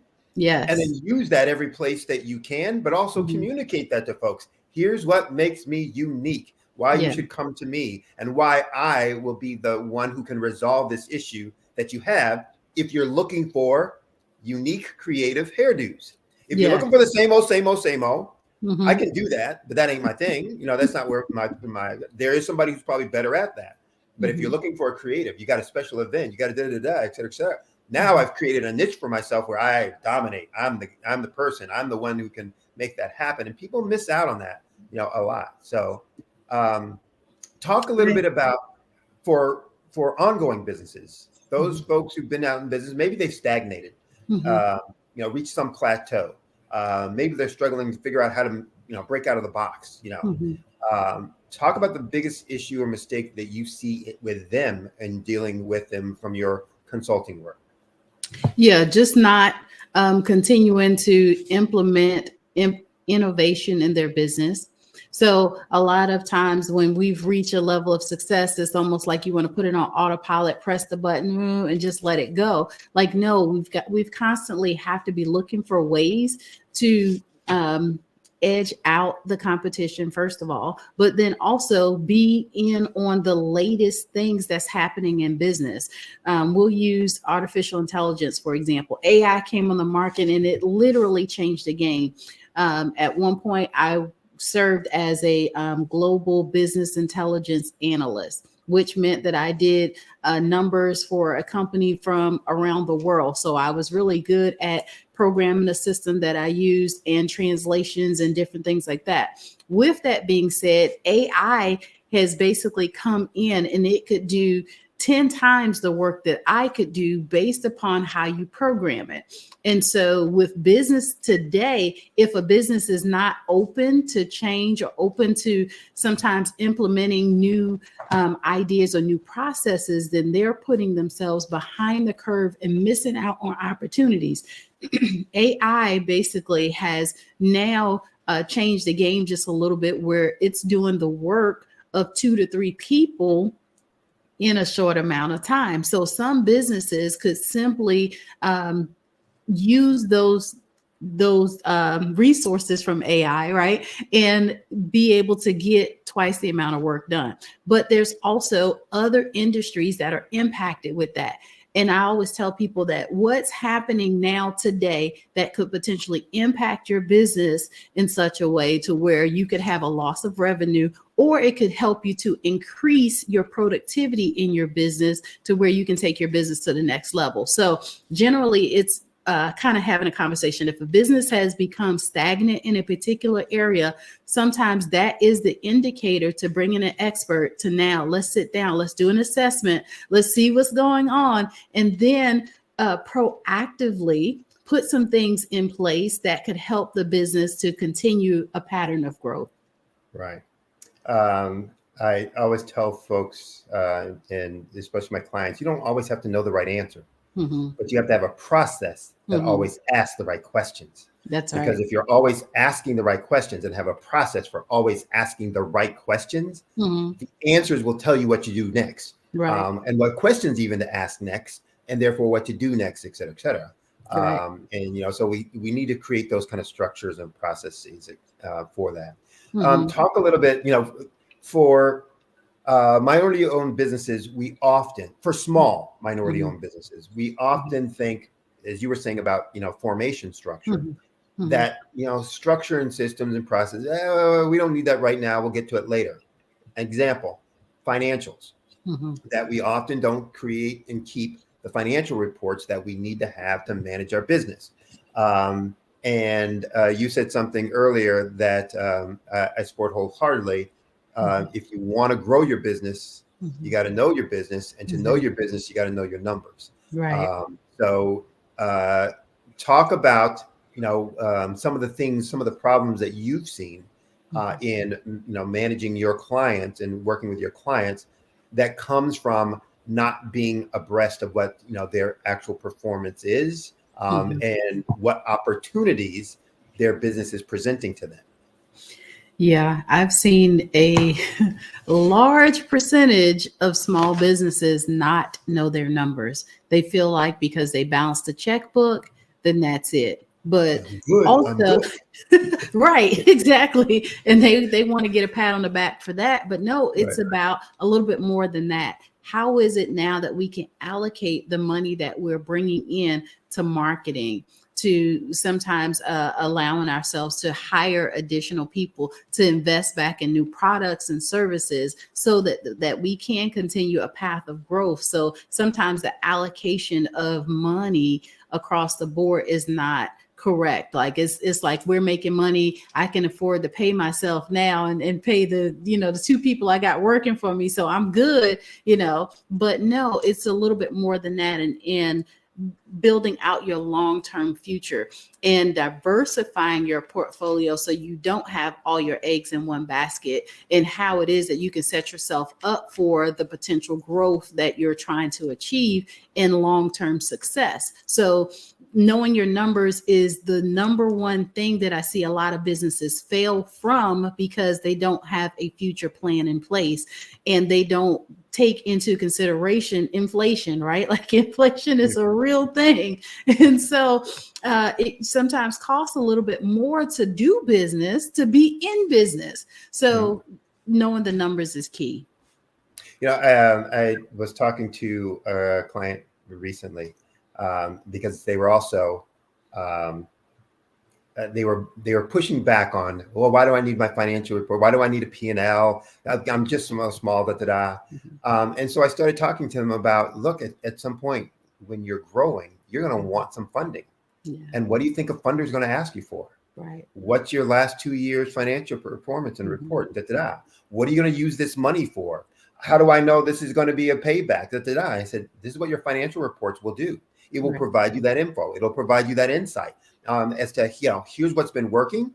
Here's these things, these strategies that I'm telling you are going to be great and that I need this money for. And I've already put them in place at this level. And this is what it's done for my business. Look at my financial reports. It tells me if you give me more, some funds, et cetera, I'm going to do this, which is going to make that's, the benefit and the beauty of it. So it helps you make decisions but it also helps you communicate to folks, whether it's your suppliers and vendors, whether it's your, JV partners or those you're collaborating with, or whether it's the person you're going to be asking, knocking on the door going, can I please have some money, sir?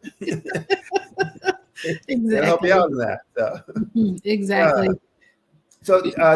Talk about, we have maybe time for just maybe 2 more questions. Okay. Talk about the biggest learning that you've gotten from, all of your entrepreneurial activities, that, if you could, and I hate doing these kind of questions for folks, but if you can narrow it down to 3 things. Okay. And you say, man, these are the 3 things that I learned most about, being in business and what it takes to be successful in business. What would it be? Yeah.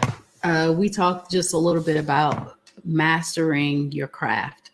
The one thing that I definitely learned is that you want to know whatever it is to know about your business, because that's going to make you the expert in that field. A lot of people say that they're experts, but they don't really know the information that they know because they're not on the cutting edge of what's happening in the trends that are coming about as far as the changes in the industry. That was one of the valuable things. I am an avid learner of information. First of all, I tell people I've been in school my whole life. So I might be a little impartial, but I also believe that you should be constantly wanting to learn whatever it is to know about your business. Now, the other thing is that having a openness and readiness to change, meaning that sometimes our mindset has to be set on all the things that are working well for us and being okay with getting rid of the things that no longer serve us. And so with that, those are 2 of the things that I found that I hold near and dear to me, meaning that I'm okay with moving to the next place or moving on if a thing is not working, but not just moving on because it's the thing to do, but I have data that supports the reasons why I should potentially do that. And then also have long-term plans, meaning that it's okay to have a short-term plan, but have a long-term plan as well, that it allows you to be able to steer step your levels of success, and you can diversify a little bit better when you know kind of where it is that you're going. And back to knowing the numbers, right? Those 3 things are something that I practice regularly in making sure that now if we need to make changes, could we make those changes based upon being able to make an informed decision? I don't just do it just because it's the thing to do. I know the data behind it, as well as I know that I have the resources to be able to do that. And based upon the market trends, it says potentially that we're projected to be successful based upon these reasonings. So knowing that, being an avid person for learning, you can set yourself up for success rather than failure. I want to elaborate a little more on your conversation about mastering your craft, because I think this is something that people also, I think, misinterpret of what that is and what that isn't. So, often it's, oh, I've got 30 years experience. That doesn't mean you're a master of anything. It means you've been doing it for 30 years. That's all it means. I got this certification and so on and so on. Great, you got the certification, but it doesn't mean you mastered it, et cetera. I used to be an adjunct for about 12 years. Okay. And one of the things I talked to students about was the difference between learning from memorization and learning for concepts. That's right. And I would use the example of if a bartender versus a master mixologist. A bartender, if you ask for Long Island iced tea, will tell you gets this much of this and this much of that and this much of this and that. Someone who is a master mixologist who's mastered their craft, you can say, I want a Long Island iced tea, but I want it more tart, not. And they know exactly what to take out and how much, exactly what to put in and how much. They know what the levers are and how to tweak the levers to get exactly the result that they want. And so if you've mastered your craft, you know how to make that thing dance like it's a puppet, whatever that thing is. Hair, food, a machine, a website, you understand how to make all of the parts work together and independently to get the result that you want. And I think that's what you are kind of alluding to. And when you talk about understanding the numbers will help confirm or refute. Watch that number move when I turn this knob. See that? Watch when I do this over here. Watch what it's going to do. See that? Here's why, here's how, et cetera, et cetera. So yeah, can you elaborate on that more? No, I think that is great. Like, we get the opportunity in business to be the decision maker, right? But don't just be a decision maker and be like the master, right? Like, I make the decisions and that's the final word, right? Like, no, you want to master it from the standpoint of you have logic and reasoning behind why you're making those decisions.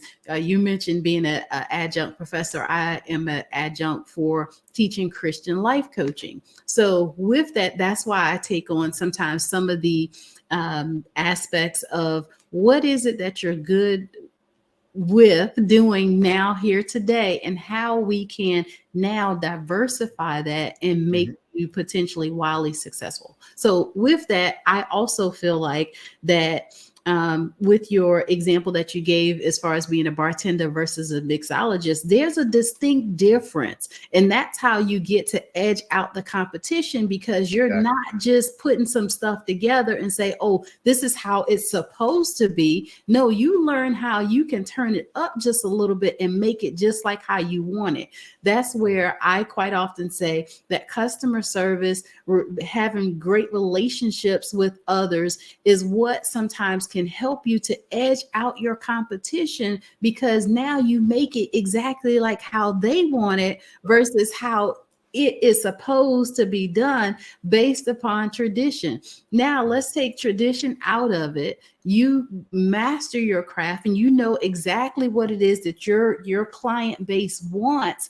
Now, how you can take that to the next level. And that sometimes through networking and collaboration. And there's so many different mixtures that you can put in there that can now help you to be well-rounded, but also be the expert in the field. So I think it is, great that we get the opportunity, though, to decide what that looks like and then drive that all the way home. If we don't take the time out to know what our competition is doing, what the industry says about the business in itself, we're doing ourselves a disservice sometimes, and we're losing out on the potential for great business, like an increased business productivity and clients, when we don't know what we need to know in order to drive the business. There you go. There you go. So how can folks reach out to you? What's the best way for them to reach out to you if they want to use your coaching services on the faith side, on the financial side? If they just have more questions about what you talked about here today, what's the best way for them to reach you? Yes, they can reach out to me on my website. It is drtabitharussell.com. That is Dr. DrTabatha Russell RUSSELL.com. All right.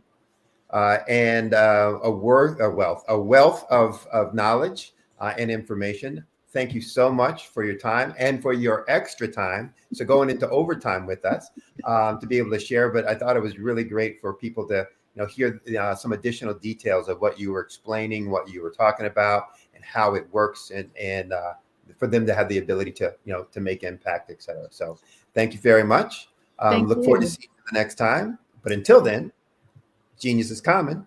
I'll see you on the other side. Thank you so much. You're welcome. Great info. So again, we're going to promote the scholarship, the Black Business Expo is a fundraising activity. So we're trying to raise funds for scholarships for high school seniors going to college, or for K through 12 entrepreneurs. Because it's a fundraiser, We need all the help from you that we can get to donate. Go to the website, www.blackbusinessexpousa.com. Again, that website is www.blackbusinessexpousa.com and donate to the Scholarship Fund. You can also use the Cash App for donation. That account number is $BBX USA. Again, that's $BBX USA. Our goal is to give laptops and up to $5,000 to 10 students. So if you're a student, you can go register at the same website, www.blackbusinessexpousa.com. Remember, every dollar counts, so please donate to the Scholarship Fund. We'd also like to take time to thank our Black Business Expo USA sponsors for this month, December 2023. Those sponsors include NC 100, Moody Capital Partners, Suede Soul, Lotus Richer Coaching and Training, Carolina, Virginia Minority Supplier Development Council, Step Management, The Hello LLC, Barbara H. Smith LLC, Margie McLean Foundation, Inc., Genius is Common, Earth Essentials, 5-Star BDM Media, Milani Shani Global, the Executive Women's Success Institute, and the Quality Coaching Company, Superwoman Business Services, Creative Force Studios, Lee Entertainment, Artistic App Design, and Black Business Expo USA. Thank you for watching this afternoon. Stay tuned for more great programming. Remember, genius is common, and I'll see you on the other side.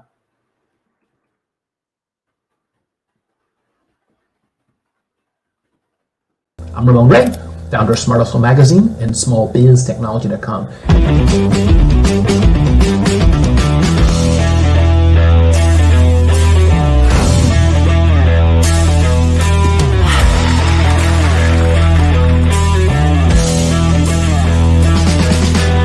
You're here today to celebrate small business success. Stand up on your feet. You rocked the house. It was amazing. Didn't we learn? For me, success comes from failure. One thing not to do is shake somebody's hand like this.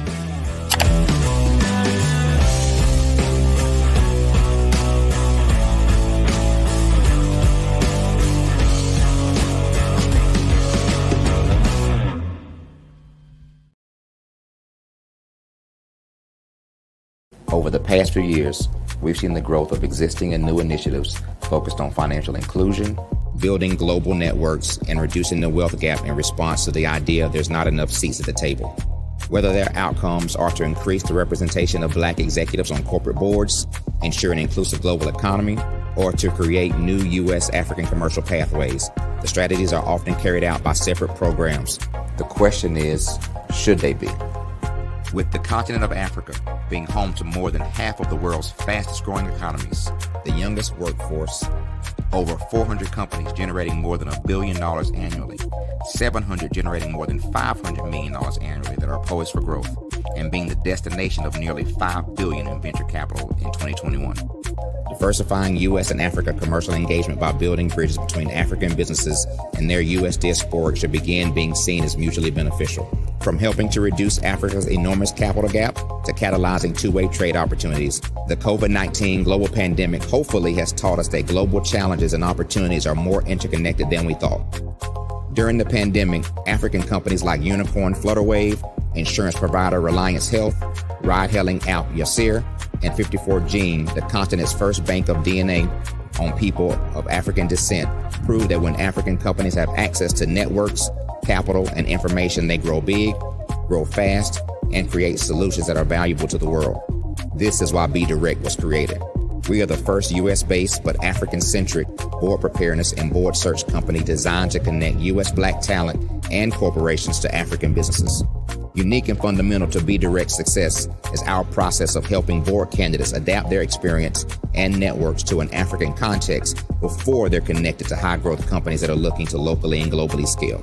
From our focus groups with African business execs and government leaders, we don't ignore the sentiment that business is easy, but people are hard.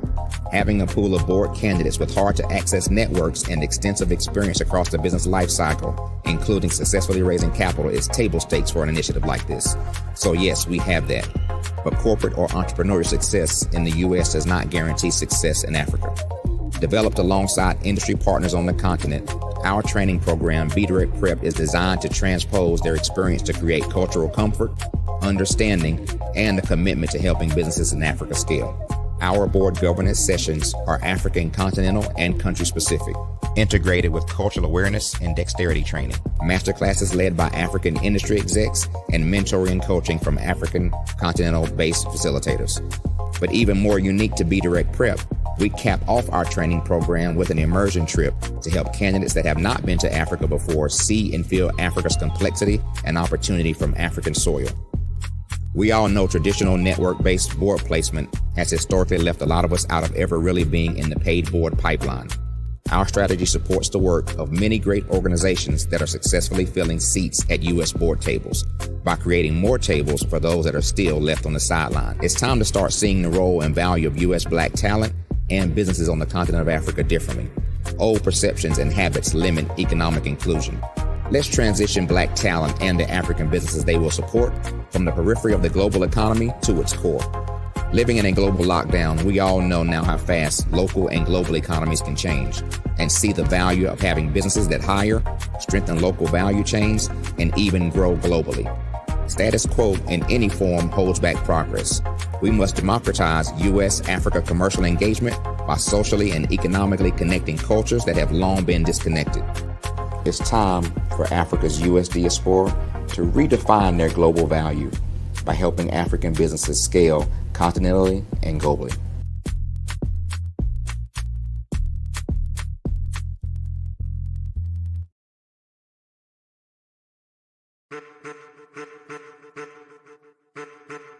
I am a child of the Most High God. He has gifted me in ways that I could not even imagine and didn't know.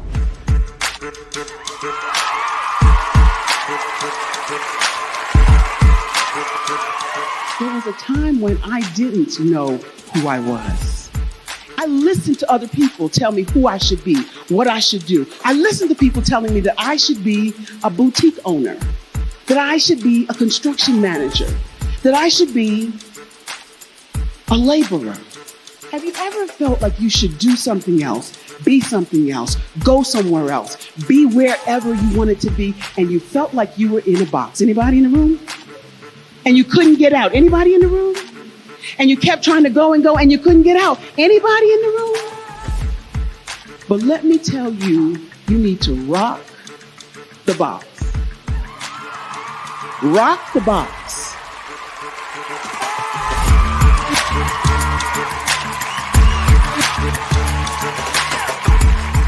I am engaging, inspiring, and empowering.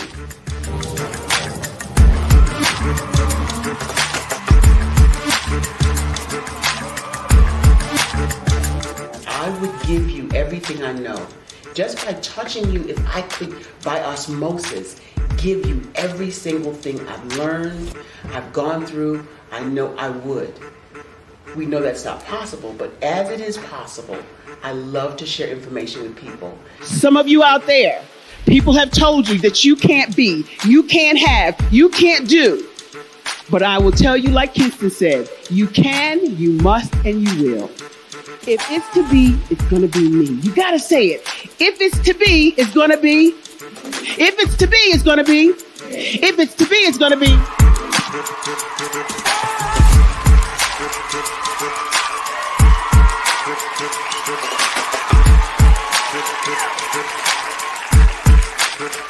Barbara is because she believed what her mama said about her and not what other people told her. Every day you wake up, when you're in a situation, it's your choice whether it's an advantage or the disadvantage. She gained her confidence and her life, and now she is a testimony. If I can help you elevate yourself, then I feel like I'm elevating my own self as well. What you know and I know together can change the world.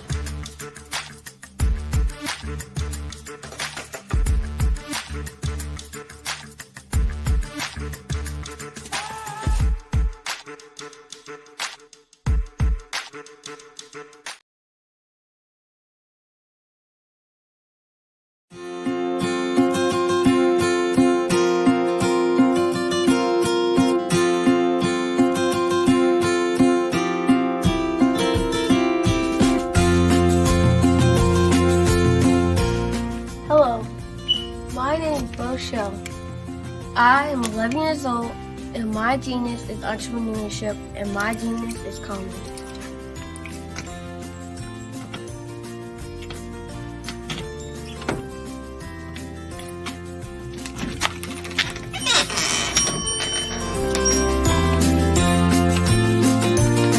I have been hard at work, and my genius since the age of 8 when I asked my parents to buy me an ice cream cart for my 8th birthday. Why? Because I love ice cream, and I knew that 99.9% of the world loves ice cream too.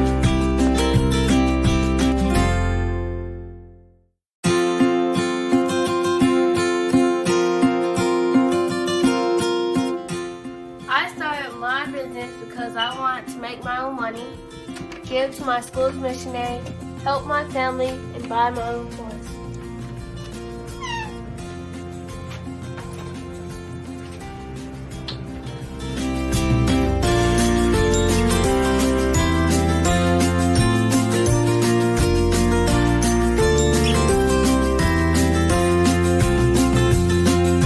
While working in my genius, I have learned a lot about business and what it takes to be successful. I quickly learned that hard work, determination, and perseverance are the standard qualities you need to succeed.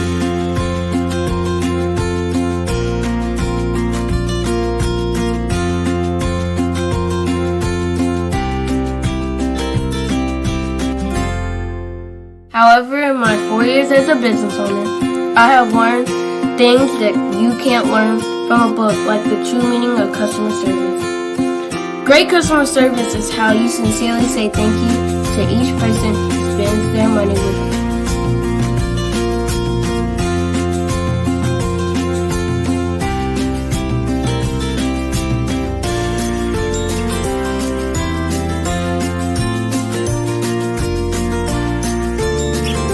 I have learned that there are more people praying for me to succeed than those who are not. I have learned that people are always watching and are expecting great things from me. I can't imagine letting them down.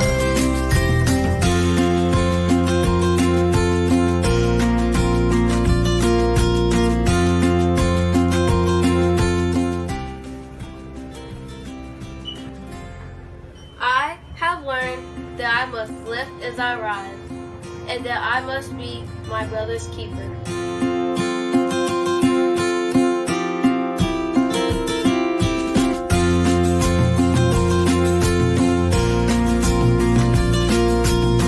I have learned that it is very important to give back to the people, the causes, and the community where I live. I have also learned that once I become a billionaire, I will be well on my way to becoming a billionaire and to changing the world by providing jobs and opportunities to others.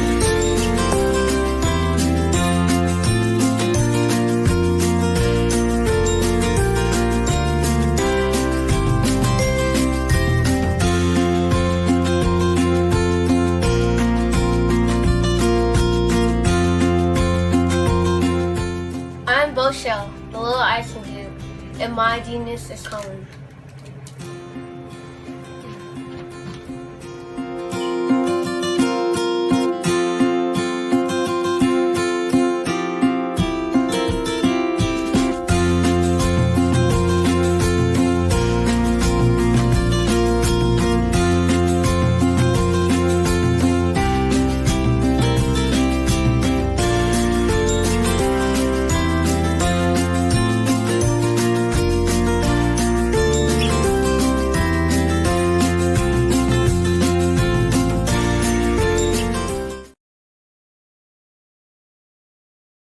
It's time for you to start bossing in social media. For all your social media needs, you've come to the right place at the right time to get your website designed, landing page, social media platforms, and get the training you need to get in front of the people that's ready to buy your products and services. Let me train you with StreamYard, Zoom, Clubhouse, and much more. And let me help you get your virtual professionals, not assistants, because assistants can only assist you, but the virtual professionals can give you that professional flavor that you need to expand your reach and increase your revenue. Jump on in and get in where you fit in and start bossing today.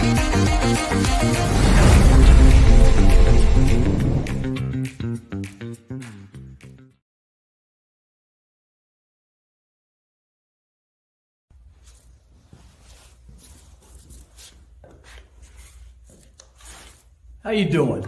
I'm Rodney Allen Rippey. Yeah, the child actor. Well, now, leading man. Some of you might remember back in the day, the Harlem Globetrotters popcorn machine. Remember that? Well, it was a Saturday morning special that would come on, and I was there with Geese and Tex and Meadowlark Lemon. Remember the show? Well, I had a great time. And I have to say a huge, huge thank you to all my fans out there. Thank you for all the years of support. I went on from the entertainment industry. I started getting into producing and directing. And now, hey, here I am. I'm a studio executive here in Burbank, California at 2526 Studios. I have to say, it's been pretty good, but the best is yet to come. Please stay encouraged. Keep reaching for your dreams and never forget that genius is common. Remember that. Genius is common. No matter what anyone says to you, no matter how tough the road may get, keep striving. Keep reaching for your dreams. And always know that you are worth it. Everything that you put into yourself, everything good that you pour into your life, you are worth it. And when the times get tough, when things don't go exactly right, it's okay. Dust your shoulders off. Stand up strong. And remember, genius is common.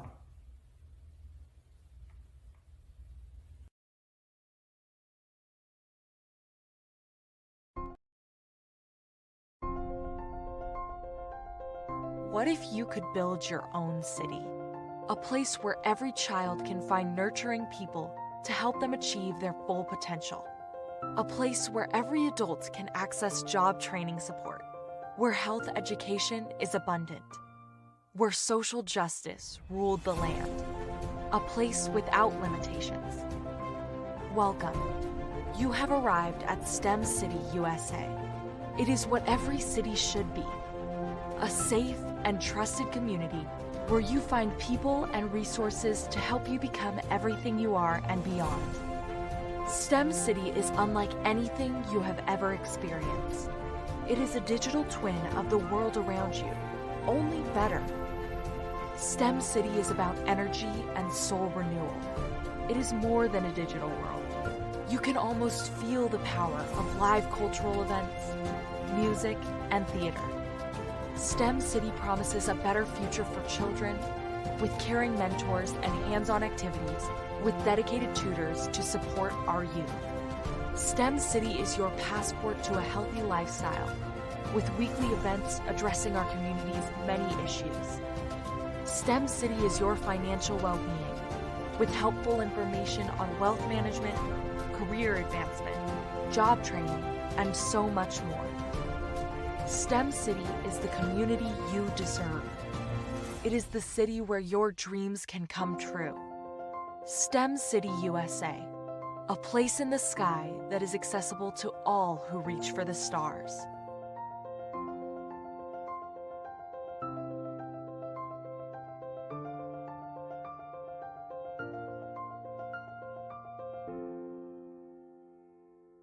Are you a forward-thinking entrepreneur or business owner?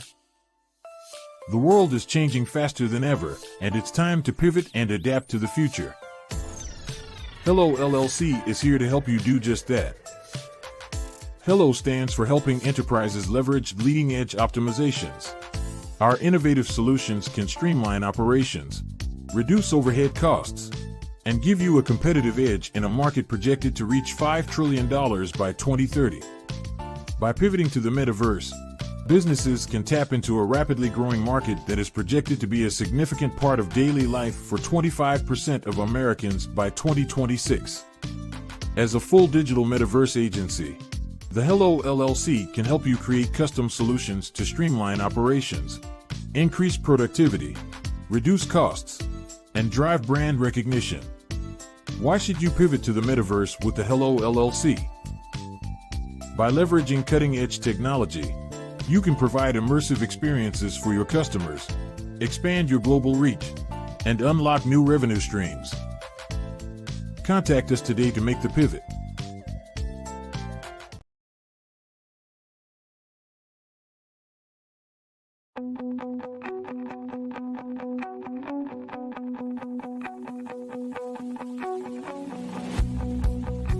I am Black Business. From the moment I wake until the time I sleep. Yes, I am Black Business. I am Black Business. Tell me, are you Black Business? I am Black Business. Do you support Black businesses? Listen, I support Black business because I am Black Business.